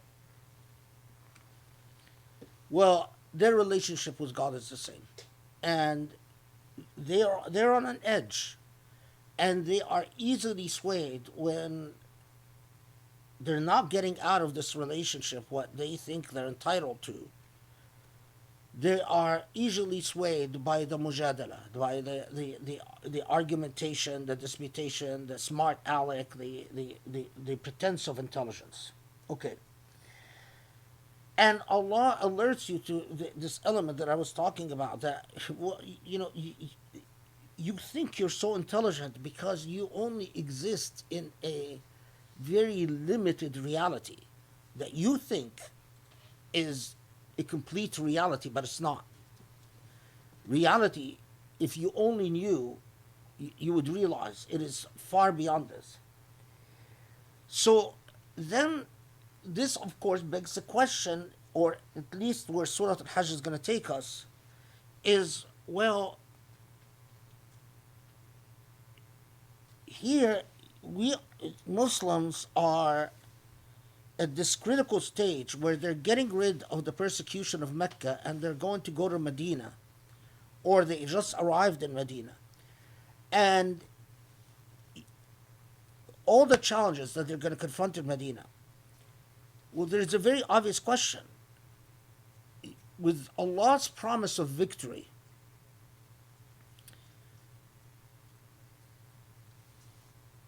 does this mean truth will reign supreme on this earth?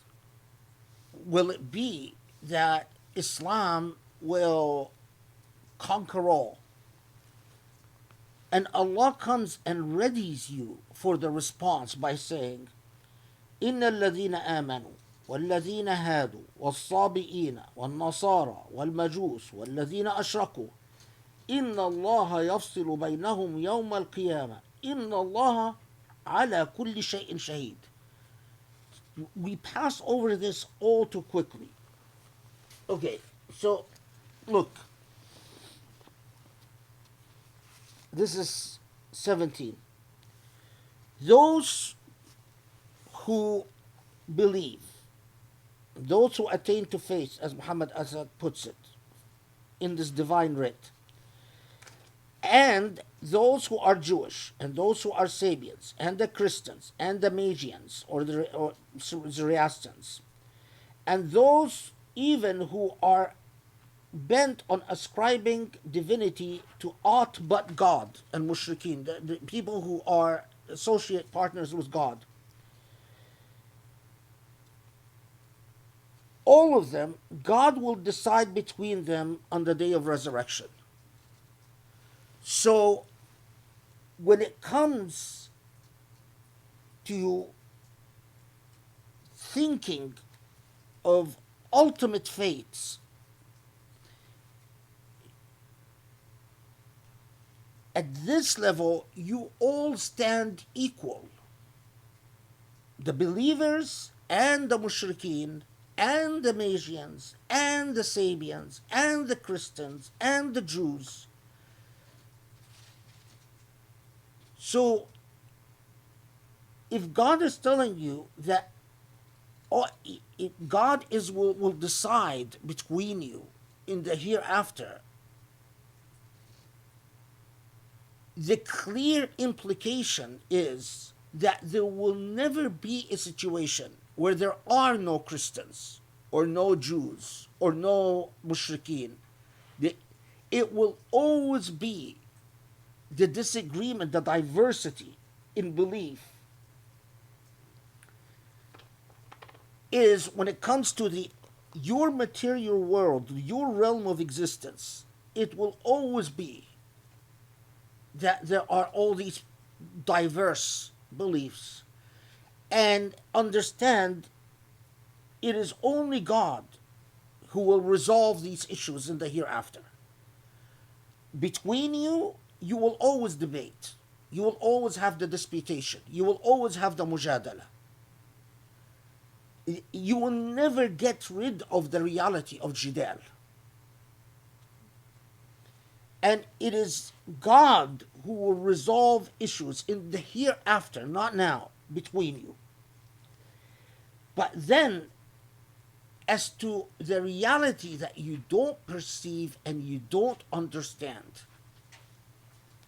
ألم ترى, don't you see, أن الله يجد له من في السماوات ومن في الأرض والشمس والقمر والنجوم والجبال والشجر والدواب وكثير من الناس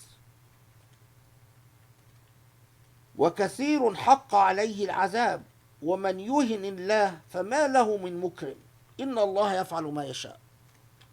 So now when it comes to the realm that people debate about without understanding, to the realm which you do not understand and you do not know, the reality of that realm is that what is in the heavens and the earth itself prostrate before their Lord. And the sun and the moon and the stars and the mountains and the trees and all living things, ad-dawab, those who walk on earth, and many people. So when it came to people, it's many. But all these things are realities not accessible to you. They indeed already surrender and prostrate to God. You just don't realize it. And a reality that will often elude you, because not all of you, only kathir min al-nas, a lot of people, not even a majority of people, kathir, many people, but not most, not the majority, definitely not all people. They do not submit and they do not prostrate.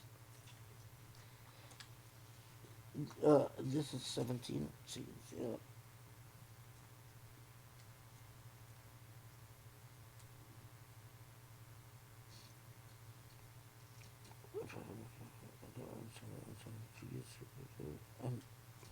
and so God translates, Muhammad Asad translates this as, and he whom God shall scorn on resurrection day will have none who could bestow honor on him, for verily God does what God wills.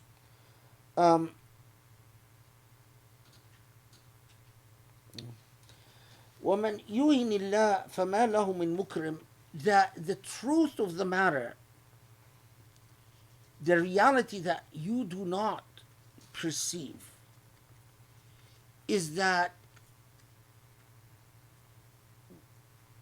those that God allows to degrade or humiliate themselves,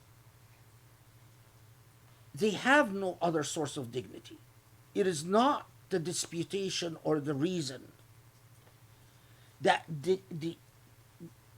state of deviance from God in itself is a degradation and a humiliation. And the only it's before we've learned that the only source of izzah is from Allah, but the only source of karama, the only source of real dignity, is Allah.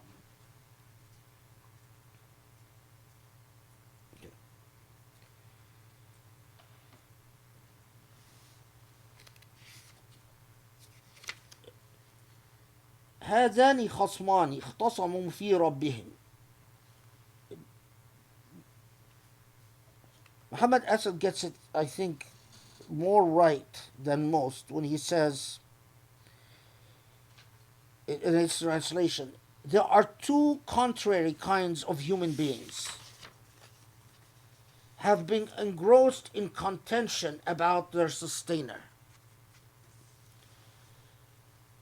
It's like there are two antagonists. Ultimately, there are those who, through their past, will become the object of God's wrath, and those who, in their past, will become the object of God's blessings. This is in the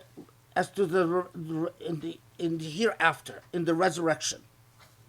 But the reality of difference on this earth is unwavering, unchanging. Okay. So this takes us to 23. 24 deserves a short pause. Okay. وهدوا إلى الطيب من القول وهدوا إلى صراط الحميد. See, so this is 24. How does translate this?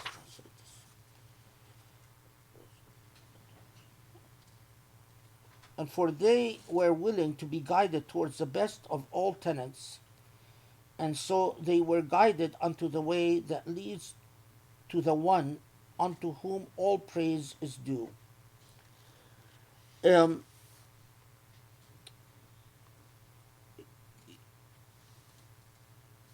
وهدوا إلى الطيب من القول وهدوا إلى صراط الحميد. We're accustomed to the Quran using the expression صراط المستقيم, the straight path. But for one to be guided, الطيب من القول, well, Muhammad Asad translates it, what did I just say? 24, guided towards the best of all tenets.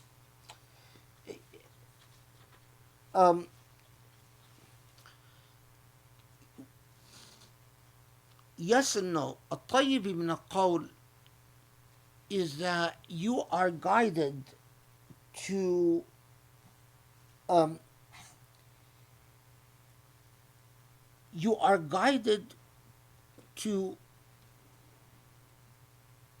elevated beliefs, elevated reality, elevated truth that leads you to say what ultimately becomes your narrative, what ultimately you generate in terms of speech or action is not just good, but it is beyond good. It is elevated. And that is why it is not just a sirat al-mustaqim, it's not just a straight path, but it is sirat al-hamid, that it is the path where you have that the path that results from a relationship with, anchored in placing God in God's proper place in your reality. So now this all is in preparation for what Allah is going to tell this community that is going to be established or is just established. So don't be like those who worship God on an edge. Understand that your arc of life has a truth. That truth is an elevated truth. You are not merely called upon to do what is simply correct, but as we will see, you are called upon to do what is morally and ethically elevated.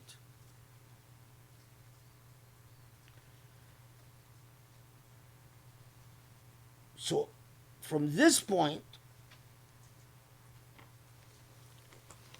Surah Al-Hajj comes and tells us, starts talking about those who have been expelled from a relationship to Al-Haram. إن الذين كفروا ويصدون عن سبيل الله والمسجد الحرام الذي جعلناه للناس سواء العاكف فيه والباد ومن يرد فيه بإلحاد بظلم نذقه من عذاب أليم.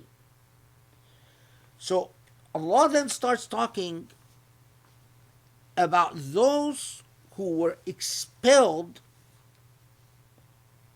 from their relationship with Al-Masjid Al-Haram. Now, this is the masjid in Mecca. And what does Allah tell us about this masjid? Allah says, جعلناه للناس سواء العاكف فيه والباد. We've made it for open. This is a sacred space, open, whether for those who live there or those who do not live there.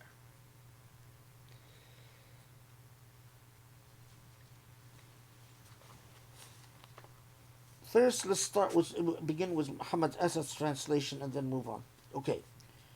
So, those who are bent on denying the truth and bar others from the path of God and from the inviolable house of worship which we have set up for all people alike, both those who dwell there and those who come from abroad, and all who seek to profane it by deliberate evil doing, such shall we cause to taste grievous suffering in the life to come.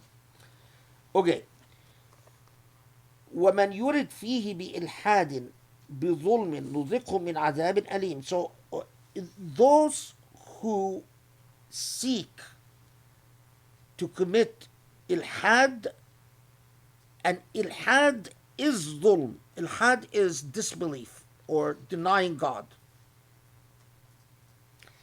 But then right after that, Allah starts telling us continue the story of Ibrahim and his relationship with this house. Okay, now we'll see why this is really important. So, وإذ بوأنا لإبراهيم مكان البيت أن لا تشرك بي شيئا وطهر بيتي للطائفين والقائمين والركع السجود. So we've given the place of this house, the place of this space, to Ibrahim. But the أن لا تشرك بي شيئا وطهر بيتي للطائفين والقائمين والركع السجود. But the relationship of Ibrahim to this space, to this house, the establishment of the space in itself was made conditional. Conditional on what? Conditional that Ibrahim will purify, will maintain the space pure as a space dedicated to the worship of Allah. And it is a space for the ta'ifin, those who are going around the Kaaba, as later on, wal-qa'imin, and those who are there in a state of iqamah and worship, wal-ruk'a as-sujud, and those who are in state of ruku' and state of sujud. Now, why is this important? Because this space was established for the specific purpose of serving God's defined objectives. What emerged after Ibrahim are the practices of Quraysh in this space. The practices, however, were a violation of the terms upon which Ibrahim established this house. Now, why is this important? Because Allah is saying, this is not a space to be shared. Although diversity will continue to exist on earth, and also Allah will resolve this diversity in the hereafter. When it comes to this space, this is a space revealed to Ibrahim for the specific purpose of upholding and affirming the primordial truth that so many people deny. The truth of Ibrahim and the truth of Muhammad. This is why this space cannot be shared between Muslims and the mushrikeen, the kuffar. I've seen in Islamophobic circles, and I've seen among ex-Muslims, they come and say, oh, well, the Quraysh, they complained that Muhammad insulted their gods. How intolerant of Muhammad. Oh, why can Muhammad come and end and destroy the idols and end worship? Because this location was established by Ibrahim on the condition, this was revealed by God. The very terms of that space from the beginning was Islam. And it is Quraysh who, with the passage of time, had violated these terms. So,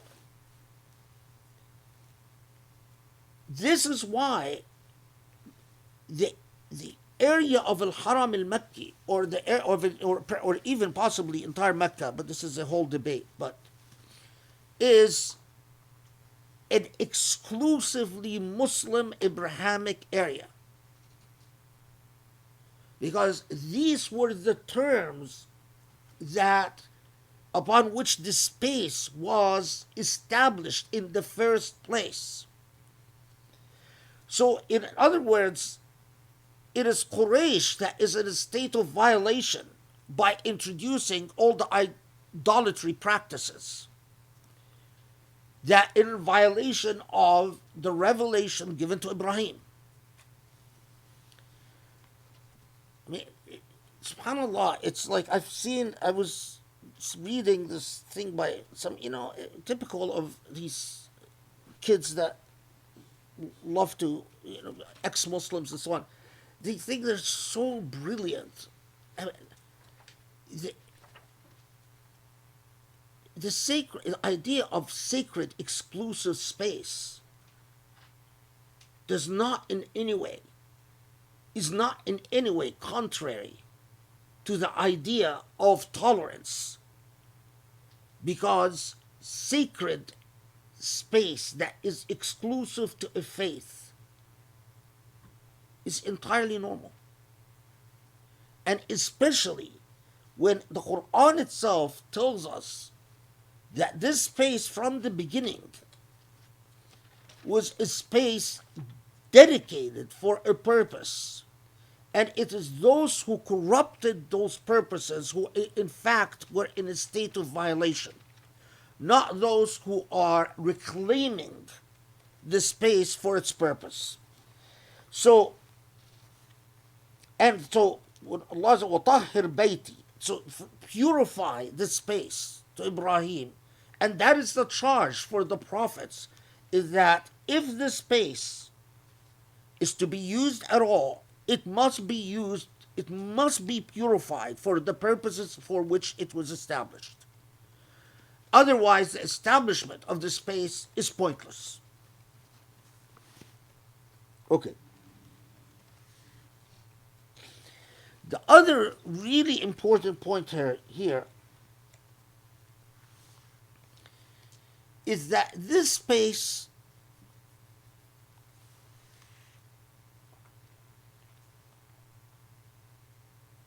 the Baiti is yet to come, but okay. This space is to be open for the purposes of worshiping God. In Islamic law that Muslims have completely ignored, there was a debate about whether Mecca, the entire of Mecca, is known as as-Sawa'ib or as-Sa'iba.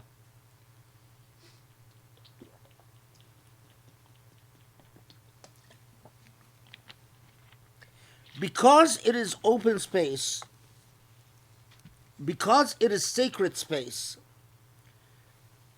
that those who have homes there have a right to their homes.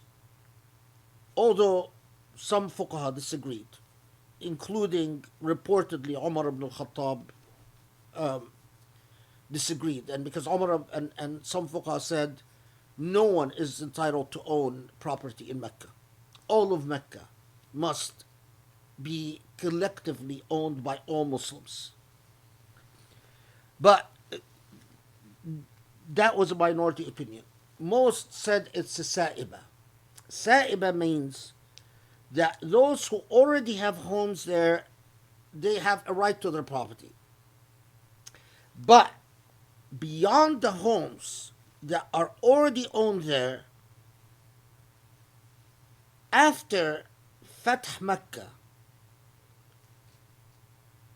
all sales and rentals of property in Mecca are illegal. So, in fact, there is a hadith, and not just one, there are actually many, but the most famous of which says, Mecca mubaha, la tu'jar biyutuha, ولا تباع رباعها. Mecca is collective ownership, collectively owned. Its homes cannot be rented, and its fields cannot be bought or sold. So there's most jurists in Islamic history said لا يجوز بيع دور مكة وإجارتها لأنها لو ملكت لم يستوي فيها العاكف والباد. That you can't, it's not legal, it's not lawful to rent or buy in Mecca. The idea is what? That it must remain open space for Muslims where only collective homes are established on egalitarian principles. So if you can't sell a rental, then what is the medium upon which we decide who gets to stay in the collective housing created by the authorities? And Muslim jurists would say, first come, first serve. In the same way that you have egalitarian principles when you do Hajj, Mecca can never be allowed to be a place for market competition, for competition, real estate competition, for expensive rentals and cheap rentals, expensive property and cheap property. This is why there's another hadith among many, in which the Prophet ﷺ said, "Ihtikaru ta'am fi Mecca ilhad." If someone engages in a monopolistic practices in Mecca, it's one thing to commit sinful acts in sale and buying and selling, but if you commit it in Mecca, it's equal to ilhad, it's equal to kufr, it's equal to leaving the faith altogether. The sin in Mecca of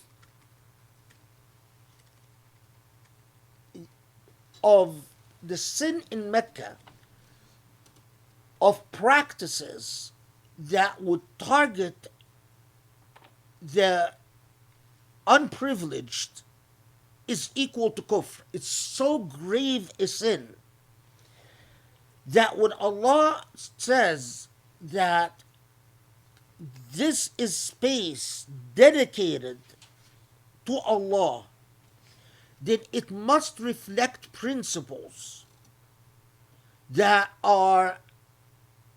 reflect purely egalitarian principles.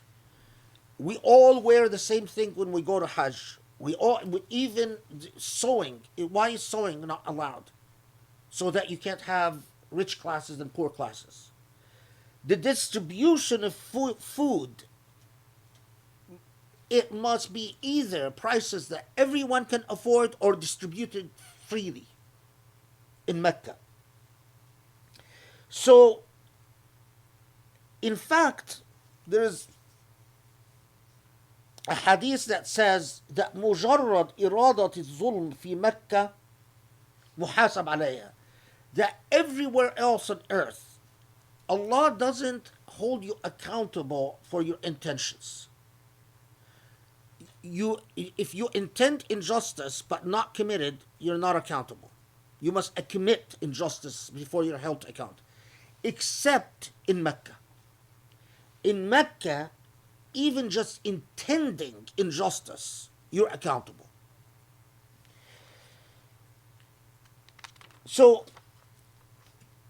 most jurists said, when Allah says, "Man yurid fi ilhadin bi-dhulm," means that dhulm, injustice in Mecca, is equal to ilhad, is equal to leaving Islam altogether.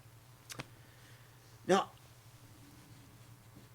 look how far we've strayed from that ideal. That this has to be open space. This is why Mecca in history was a sanctuary. Every person who was persecuted, they would escape to Mecca. And it's a sanctuary. This is why also Mecca, before modern Saudi Arabia and colonialism, was the most culturally diverse part of the Muslim world.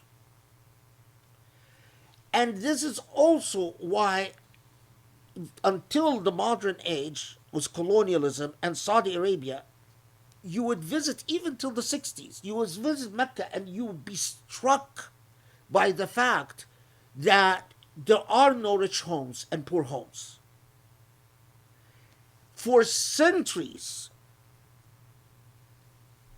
that you could not,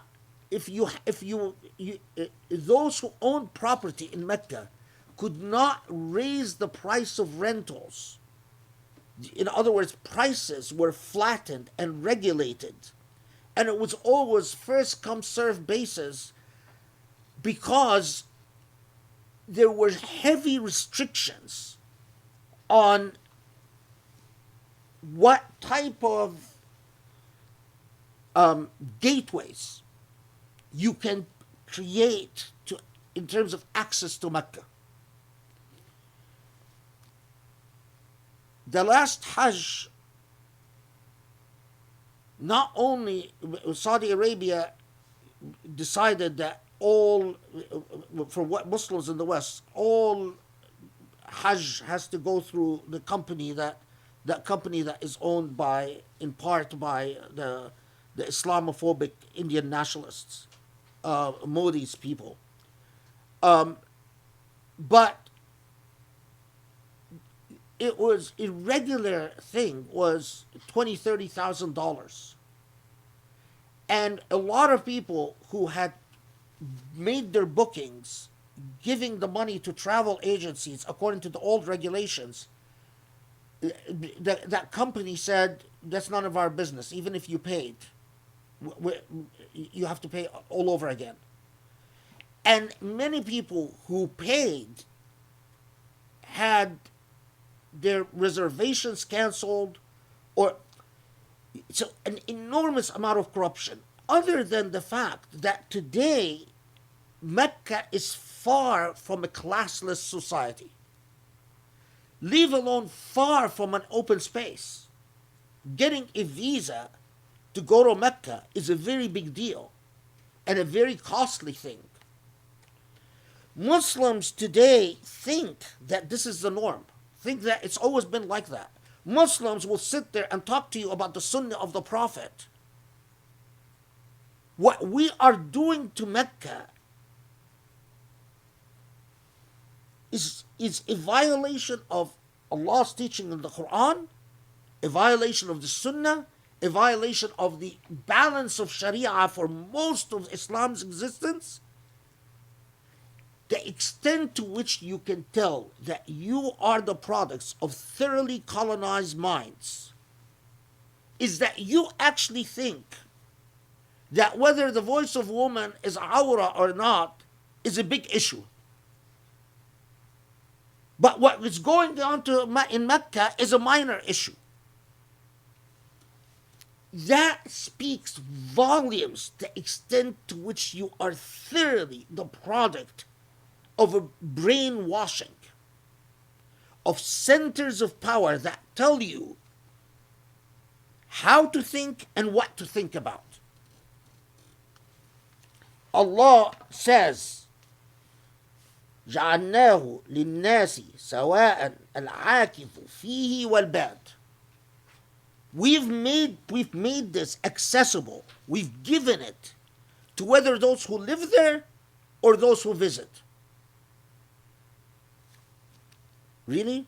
Today's Mecca is accessible to those who live there or those who visit? The very visa system that we take for granted is highly problematic. The very system of pay in advance before you can even set foot is highly problematic. The very system where some people can stay in hotel rooms overseeing the Haram and the Kaaba, while those who don't have the money must stay in hotel rooms that are far away and they have to walk several kilometers for every prayer, is not problematic. It is straight out haram. It is no question about it, haram. Okay. When you ask the vast majority of Muslims today and say, what does the meaning, what does Mecca is a sa'iba mean? They will look at you and have no clue. So-called experts on Sharia.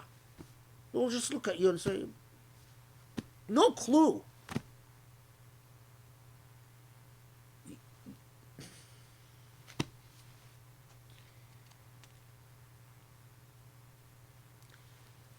This past Hajj, Saudi Arabia allowed an Israeli journalist to go and turn Mecca into a tourist site. Israeli television was broadcasting the Hajj as this guy was going around filming it. Allah didn't allow Mecca to be a tourist site. Mecca is Allah's space. And the terms of that space was set by Allah to the Prophet Ibrahim until the Prophet Muhammad alayhi salam. It has a very special status, thoroughly purified. And that is precisely why it was possible or allowable for the Prophet ﷺ, upon conquering Mecca, to say, only Islam. Everywhere else in the world, you cannot make it only Islam. You're not allowed. But in Mecca, you can.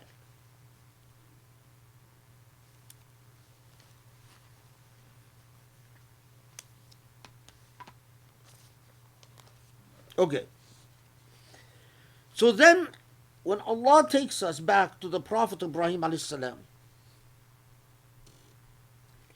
بَوَّأْنَا لِإِبْرَاهِيمَ مَكَانِ الْبَيْتِ. بَوَّأْنَا means we've dedicated and foretold and informed Ibrahim the place of the Bayt, of the house, on the condition or with that you are going to purify, and it must be purified for express purposes. Then we've told Ibrahim, أذن في الناس, call people to Hajj. يأتوك رجالا وعلى كل ضامر يأتين من كل فج عميق. So then this is 27.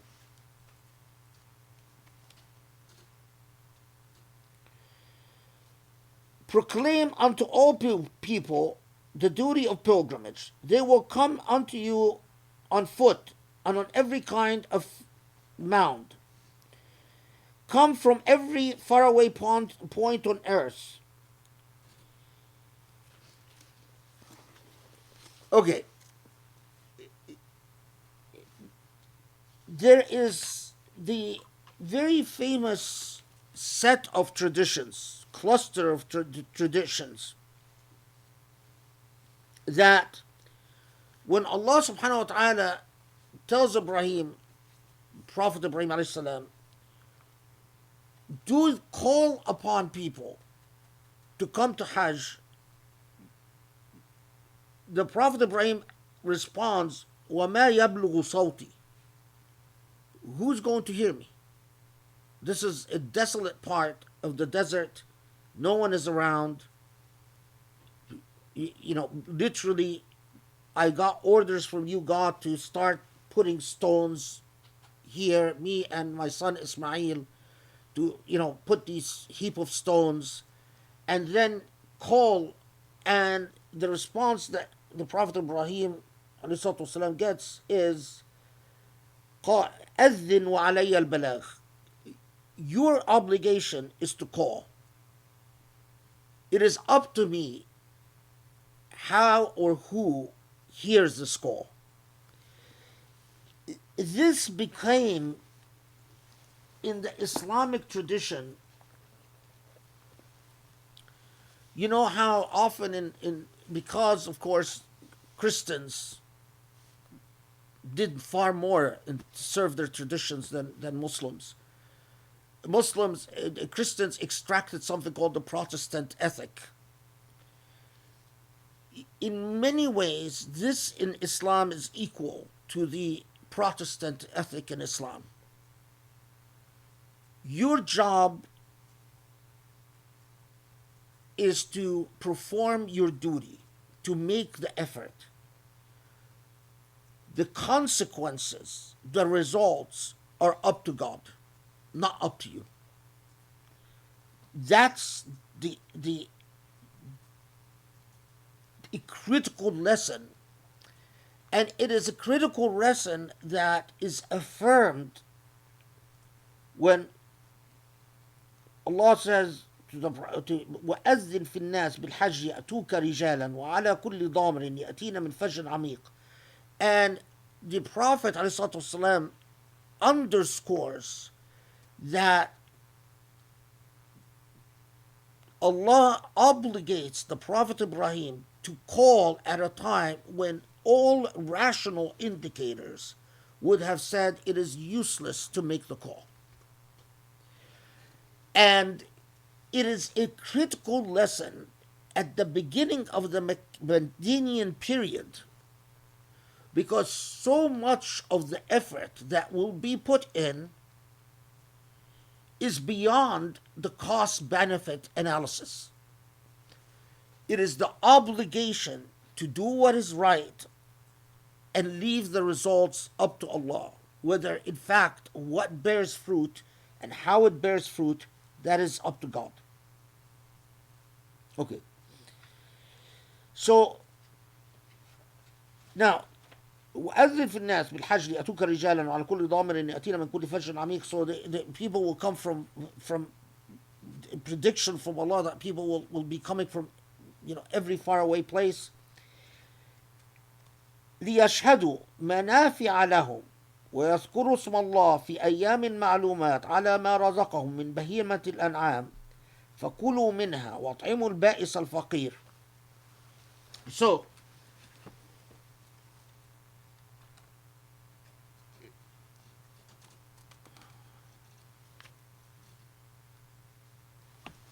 let's first take the translation.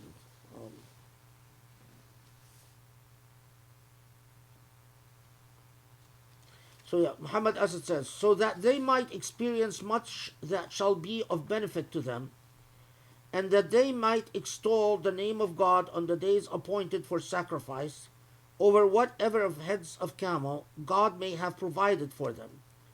To this end, eat then thereof, and feed the unfortunate poor.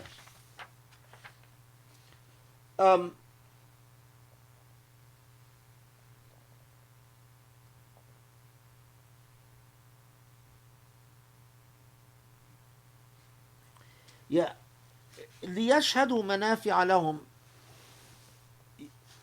Many commentators took this to mean that God is saying it's permissible while at Hajj to engage in commerce. That Allah, although the Prophet, puts this warning that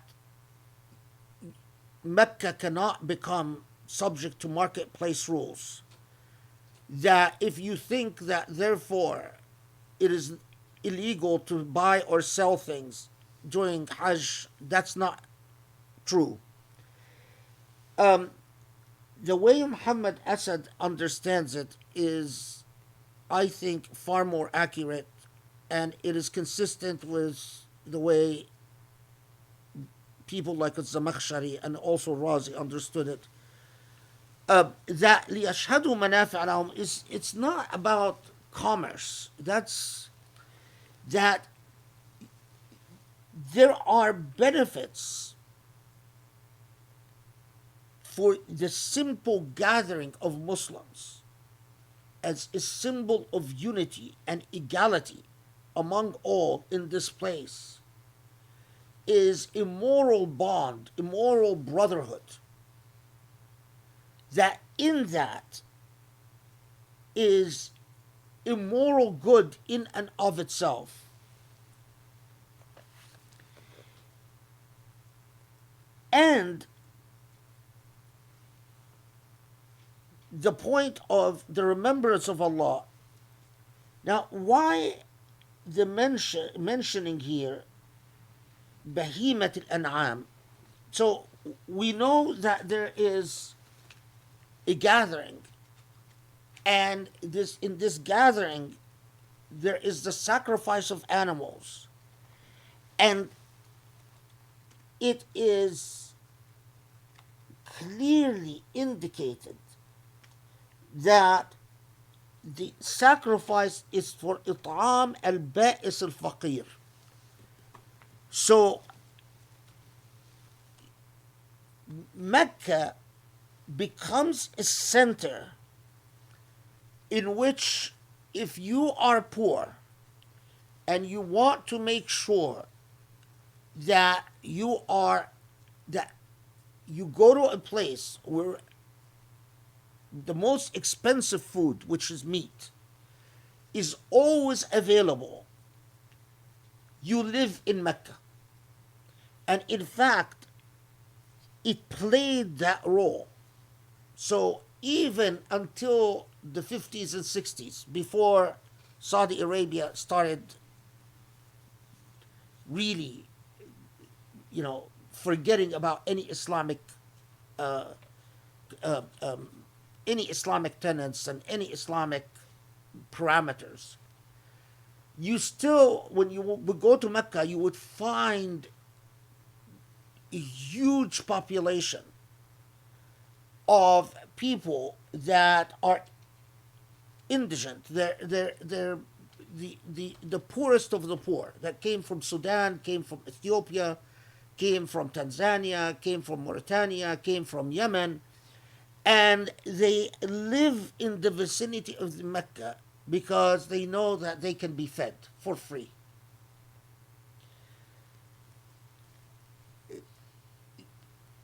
What happens then in the 80s and 90s is that Saudi Arabia starts, regardless of how long these people have been living there, it starts arresting these people and deporting them in mass.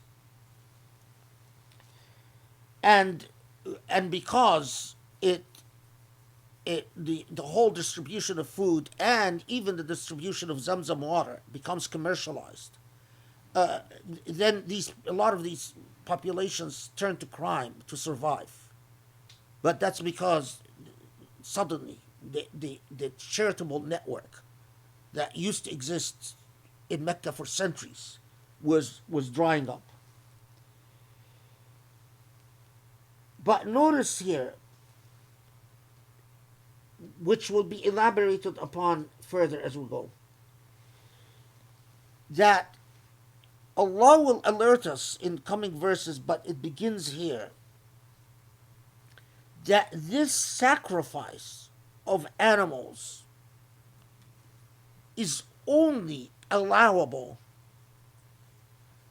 because of the license you get from Allah subhanahu wa ta'ala. Put differently, numerous jurists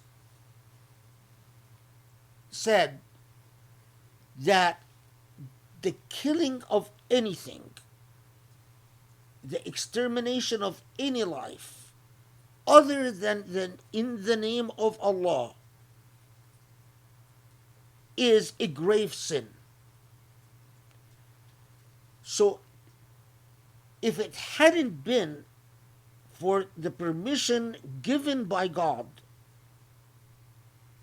the very idea of the consumption of another thing in order to promote yourself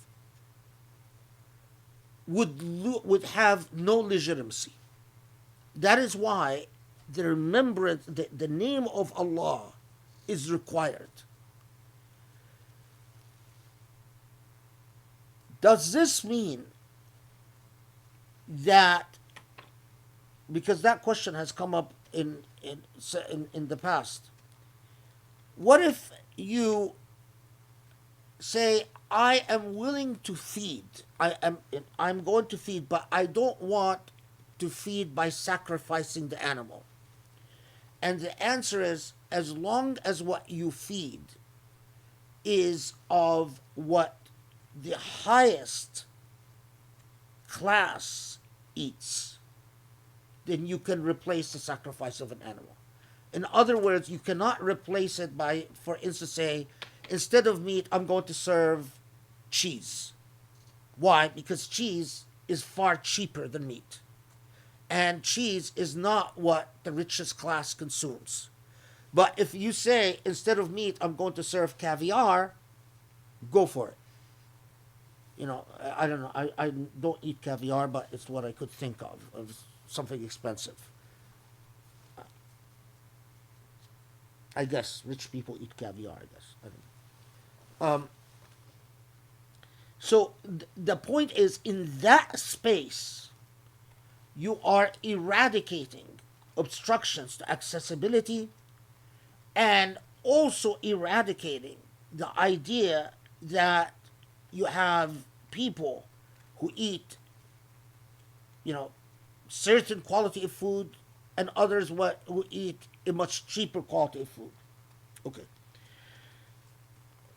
Now,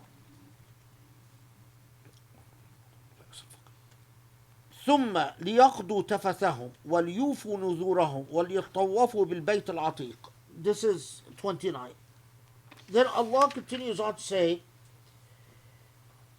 thereafter let them bring to an end their state of self-denial, and let them fulfill the vows which they may have made, and let them walk once again around the most ancient temple. We're going to pause here for a second. Okay. ثم ليقضوا تفثهم. So they,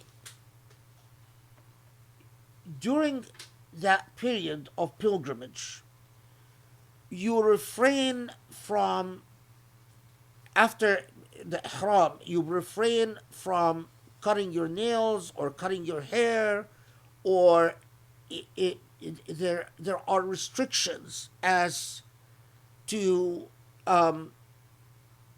anything that you do that involves going against what a complete state of nature is. Let's put it that way. But before the ihram, you in fact, you rid yourself of all dirt. So before you enter the ihram, you're supposed to cut your nails, clean your nails. You're supposed to cleanse yourself. The state of ihram is a state of purity. And then it's a state of abstention and self-denial until the ihram is over.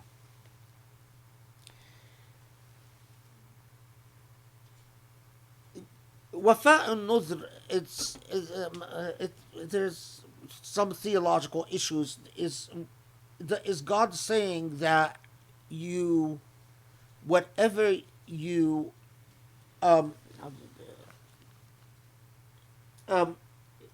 so that you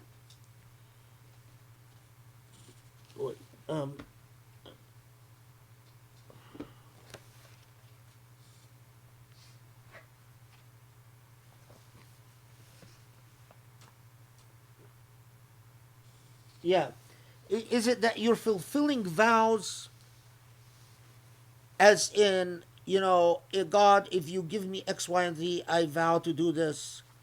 Or is it that you are fulfilling your covenants, vows in the sense of covenants? This is a theological issue that, you have some, because the implication is that whether it's a desirable thing or even an acceptable thing, that you engage in this type of vow making where you say, God, if you do X, Y, and Z for me, I will vow to do such and such when I go to Mecca. The short answer is, I don't think that that's what here the Quran is talking about. The nuzur here that Allah is talking about is the vows that you owe God that are discharged by visiting Mecca and engaging in pilgrimage. So God is not talking about, the vows that you make in terms of trade-offs with God.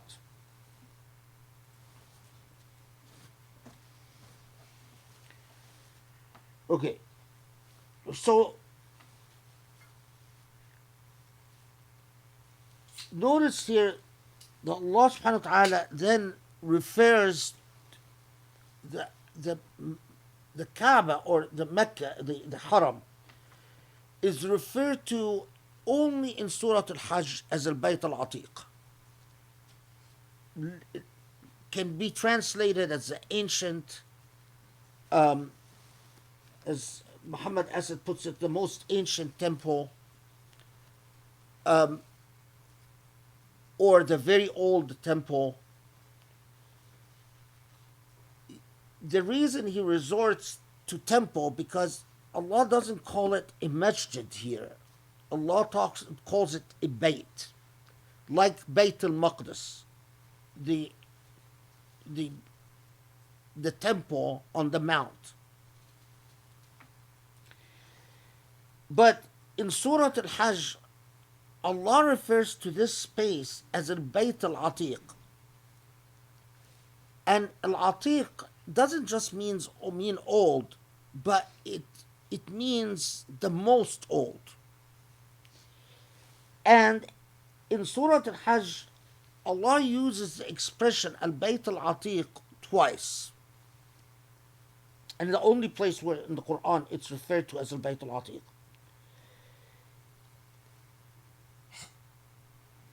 In my view, it is not just that the issue is not a chronology. It's not whether, as you know, as those who have too much time on their hand start getting into a debate whether Mecca is older or Jerusalem is older or the Aqsa Mosque is older. That's neither here nor there. It is referred to as Al-Bayt Al-Atiq, as a primordial. It's like saying it is timeless. Allah revealed this place to the Prophet Ibrahim, and as Allah says, for the purposes that the Prophet Ibrahim would purify or would make sure it remains purified. But the grammatical expression, by saying revealed the place, it is as if it is timeless. Its sacredness didn't start at the point that the Prophet Ibrahim puts the rocks for the Kaaba. The grammatical form, it's as if it even predates the Prophet Ibrahim. Now, this led to, again, speculation, traditions that are not reliable, that tell you, oh, this is the spot where Adam and Eve first came to earth. And I'm not going to get into that. I mean, these traditions are not, none of them are or that, yeah. Or some that tell you this is the spot where, first Angel Gabriel came to earth, and you get a lot of narrations that are just not worth. You can't rely on any of them. But this is a place that has a very special status. We are not free to do with the space as we will. We are not free to definitely not put Big Ben clocks there or put Hiltons and Sheratons there. We are not free to put, fast food restaurants there. We are not free to just simply do whatever we wish. This is a space chosen by God for reasons that are beyond us. It is like Allah from the beginning telling us there are things that are beyond your reasoning. And it is like those, when I tell you, go ahead in the heavens, your knowledge will never understand all there is to understand. Why this space? Why the spot? All you have to do is simply accept that it has to be on Allah's terms, not yours. What time is it?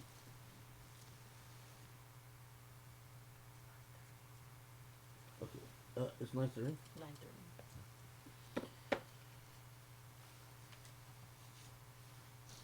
Okay.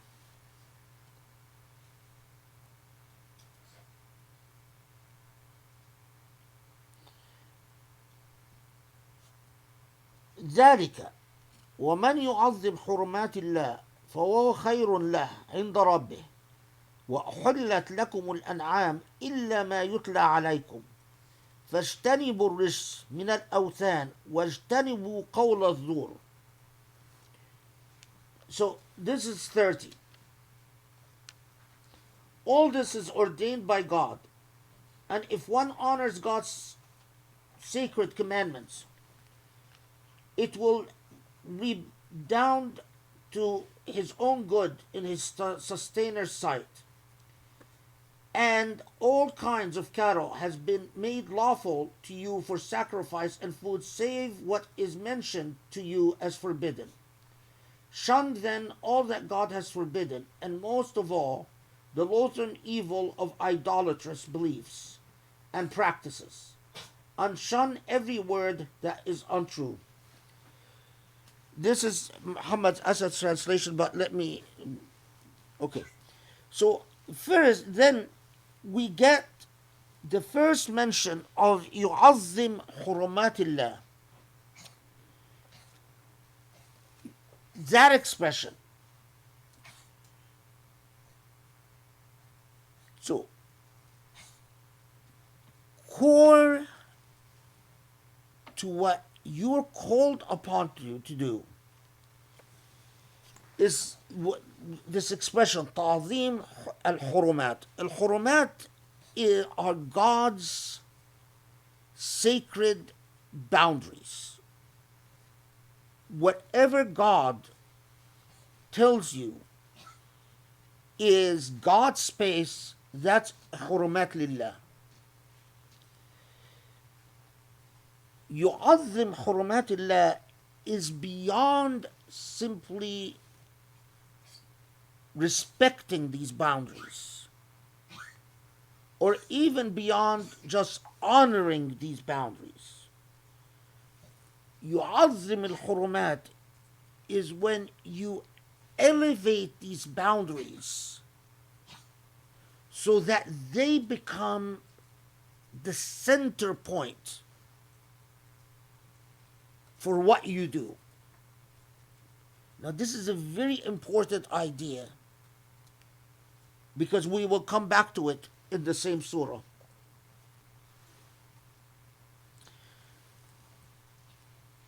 So,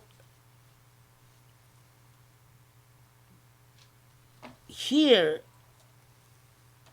when it comes to this space that you Muslims are being expelled from, and Muslims who've left Mecca and went to Medina don't know if they're ever going to see it again, will understand that this is a space of a very special status. But your entire, what Allah calls upon you to do is to, as you're establishing this new society, a society which will have to deal with temporal demands and temporal things, but it is also a society which is called upon to understand what is sacred space and to elevate the sacred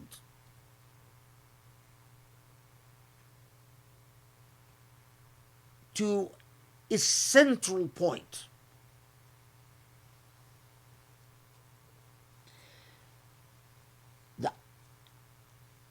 And part of that sacred understanding of the sacred and the role of the sacred is to understand that you may not sacrifice except within the realm of what Allah said is allowable. And this is where the idea of you cannot take life except by Allah's permission, which I already talked about. That when it comes to all living things, the only reason you can slaughter something to eat it, if it hadn't been for the relationship that you have with God, it would not be legitimate.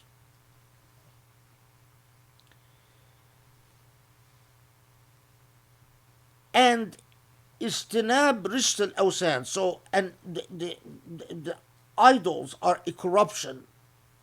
And as so many commentators have noted, that idols are not necessarily just the physical idols, but the idols are anchored in the heart. Because there are many things, there are equal corruption and sometimes even worse corruption. And Surah Al-Hajj will actually allude to that in a little bit. وَاجْتَنِبُوا قَوْلَ الزُّورِ. Now this, several commentators noticed how unusual and marvelous. So Allah comes and says, okay, sacred space, elevate the sacred to its proper place, which is truly its central place. Okay, we get that.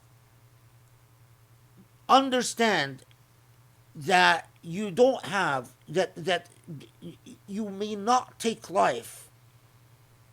You have no legitimacy. There is no legitimacy for taking anything living except by God's permission. Okay. And know that idols, even with all their forms, are nothing short of a foul corruption. Okay, we get that. But then Allah comes and says,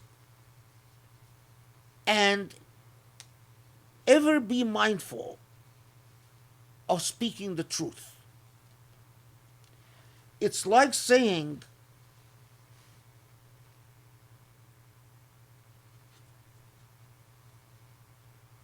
if you accept a life in which azur, the untruth, is unspoken and tolerated, then Ibn Arabi actually says this outright, says, then the possibility of doing all the aforementioned becomes indeed remote, if not vanishes altogether. Now, this, however, although Ibn Arabi doesn't say this, will become very important as we learn what Allah tells us in the rest of Surah Al-Hajj about our obligation to testify. That Allah tells us, and I'm skipping ahead a little bit because we're going to stop for tonight, that Allah tells us that all of this is because you have a charge, and the charge is to bear witness for God. And that is why وَاجْتَنِبُوا قَوْلَ الزُّورِ is placed here. It's like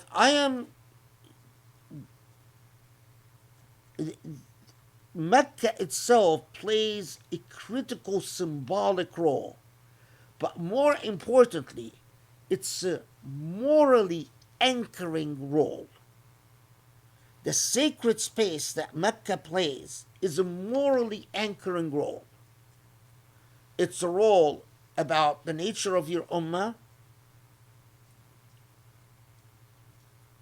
at least in this space, the nature of equality, the nature of equal access and equal opportunity and possibility, at least in this space, and about the nature of what is a proper abode, and we'll get to what Surah Al-Hajj says about Al-Bayt. And as you look, and I'm skipping ahead a little bit, inshallah, for the next halaqah, that as you look at your own Bayt, your own abode, compare it to the ideal of God's abode, Al-Bayt Al-Atiq. Now, of course, the problem is if you've corrupted the Bayt Al-Atiq, then of course when you compare a corrupt home, your own private home, to a corrupt ideal, the Bayt Al-Atiq is both corrupt. So you're completely lost. And that's why Muslims are completely lost. But if the Bayt Al-Atiq is in fact where it should be, and you are comparing the ark of my abode to the primordial abode, the sacred abode, and then the comparison becomes a matter of moral measure.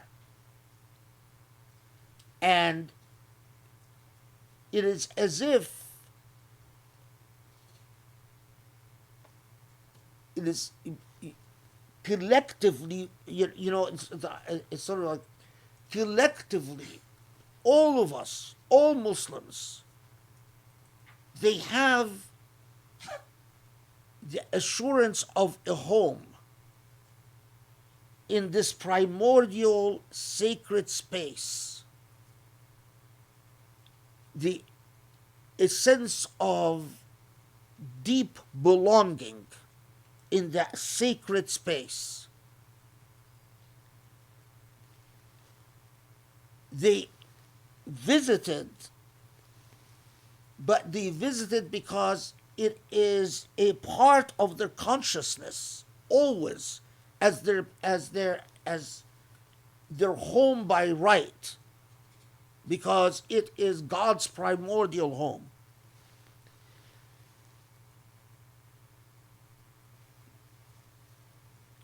We'll get there, inshallah. Okay, so let's stop here for tonight. This is verse 30 then, because I'm going to forget where we stopped. I didn't think Surah Al-Hajj would be done in one session, but let's see if we'll finish it on Tuesday. Okay. Alhamdulillah. Okay, alhamdulillah. What can I say other than I feel like when we learn about what is intended by Mecca, I mean, a lot of this is, I'm sure, new to modern Muslims, and so it's really, it's earth-shattering and stunning and really sad to see how far we've come, with everything going on at Hajj and Mecca, and it all again starts with education. So it has to begin with us returning to this foundation, which I've never heard elsewhere, and I'm so grateful to know. As depressing as it may be, at least it's the start of something, hopefully the start of something that can turn around and change in the future. Because I think when you see, even like that, the video on social media of the Israeli journalist that was able to, drive around Hajj and film it, it's like, I think people knew it was wrong, but not necessarily knew why it was wrong. And I mean, maybe some people did. I mean, I can say I didn't have what I learned tonight to point to and say, okay, this is exactly why this is so obscene and how we should just be so outraged that this was allowed to, happen. So thank you so much, Sheikh, for always elevating our knowledge and connection, and making all of this just come alive again and real for us as Muslims. Like, so we have something to reclaim and something very substantial to hold on to, that we can begin to hopefully build from and change, inshallah. So, inshallah, we look forward to seeing everybody on Tuesday, which will be probably our last Tuesday session for the summer, since we're going to be starting the new semester after that. So it's a bit bittersweet, but alhamdulillah, so grateful for any opportunity for us to be able to be together. And inshallah, I'm so excited to see you, inshallah, next Tuesday. Have a wonderful rest of the weekend. Assalamu alaikum. Assalamu alaikum.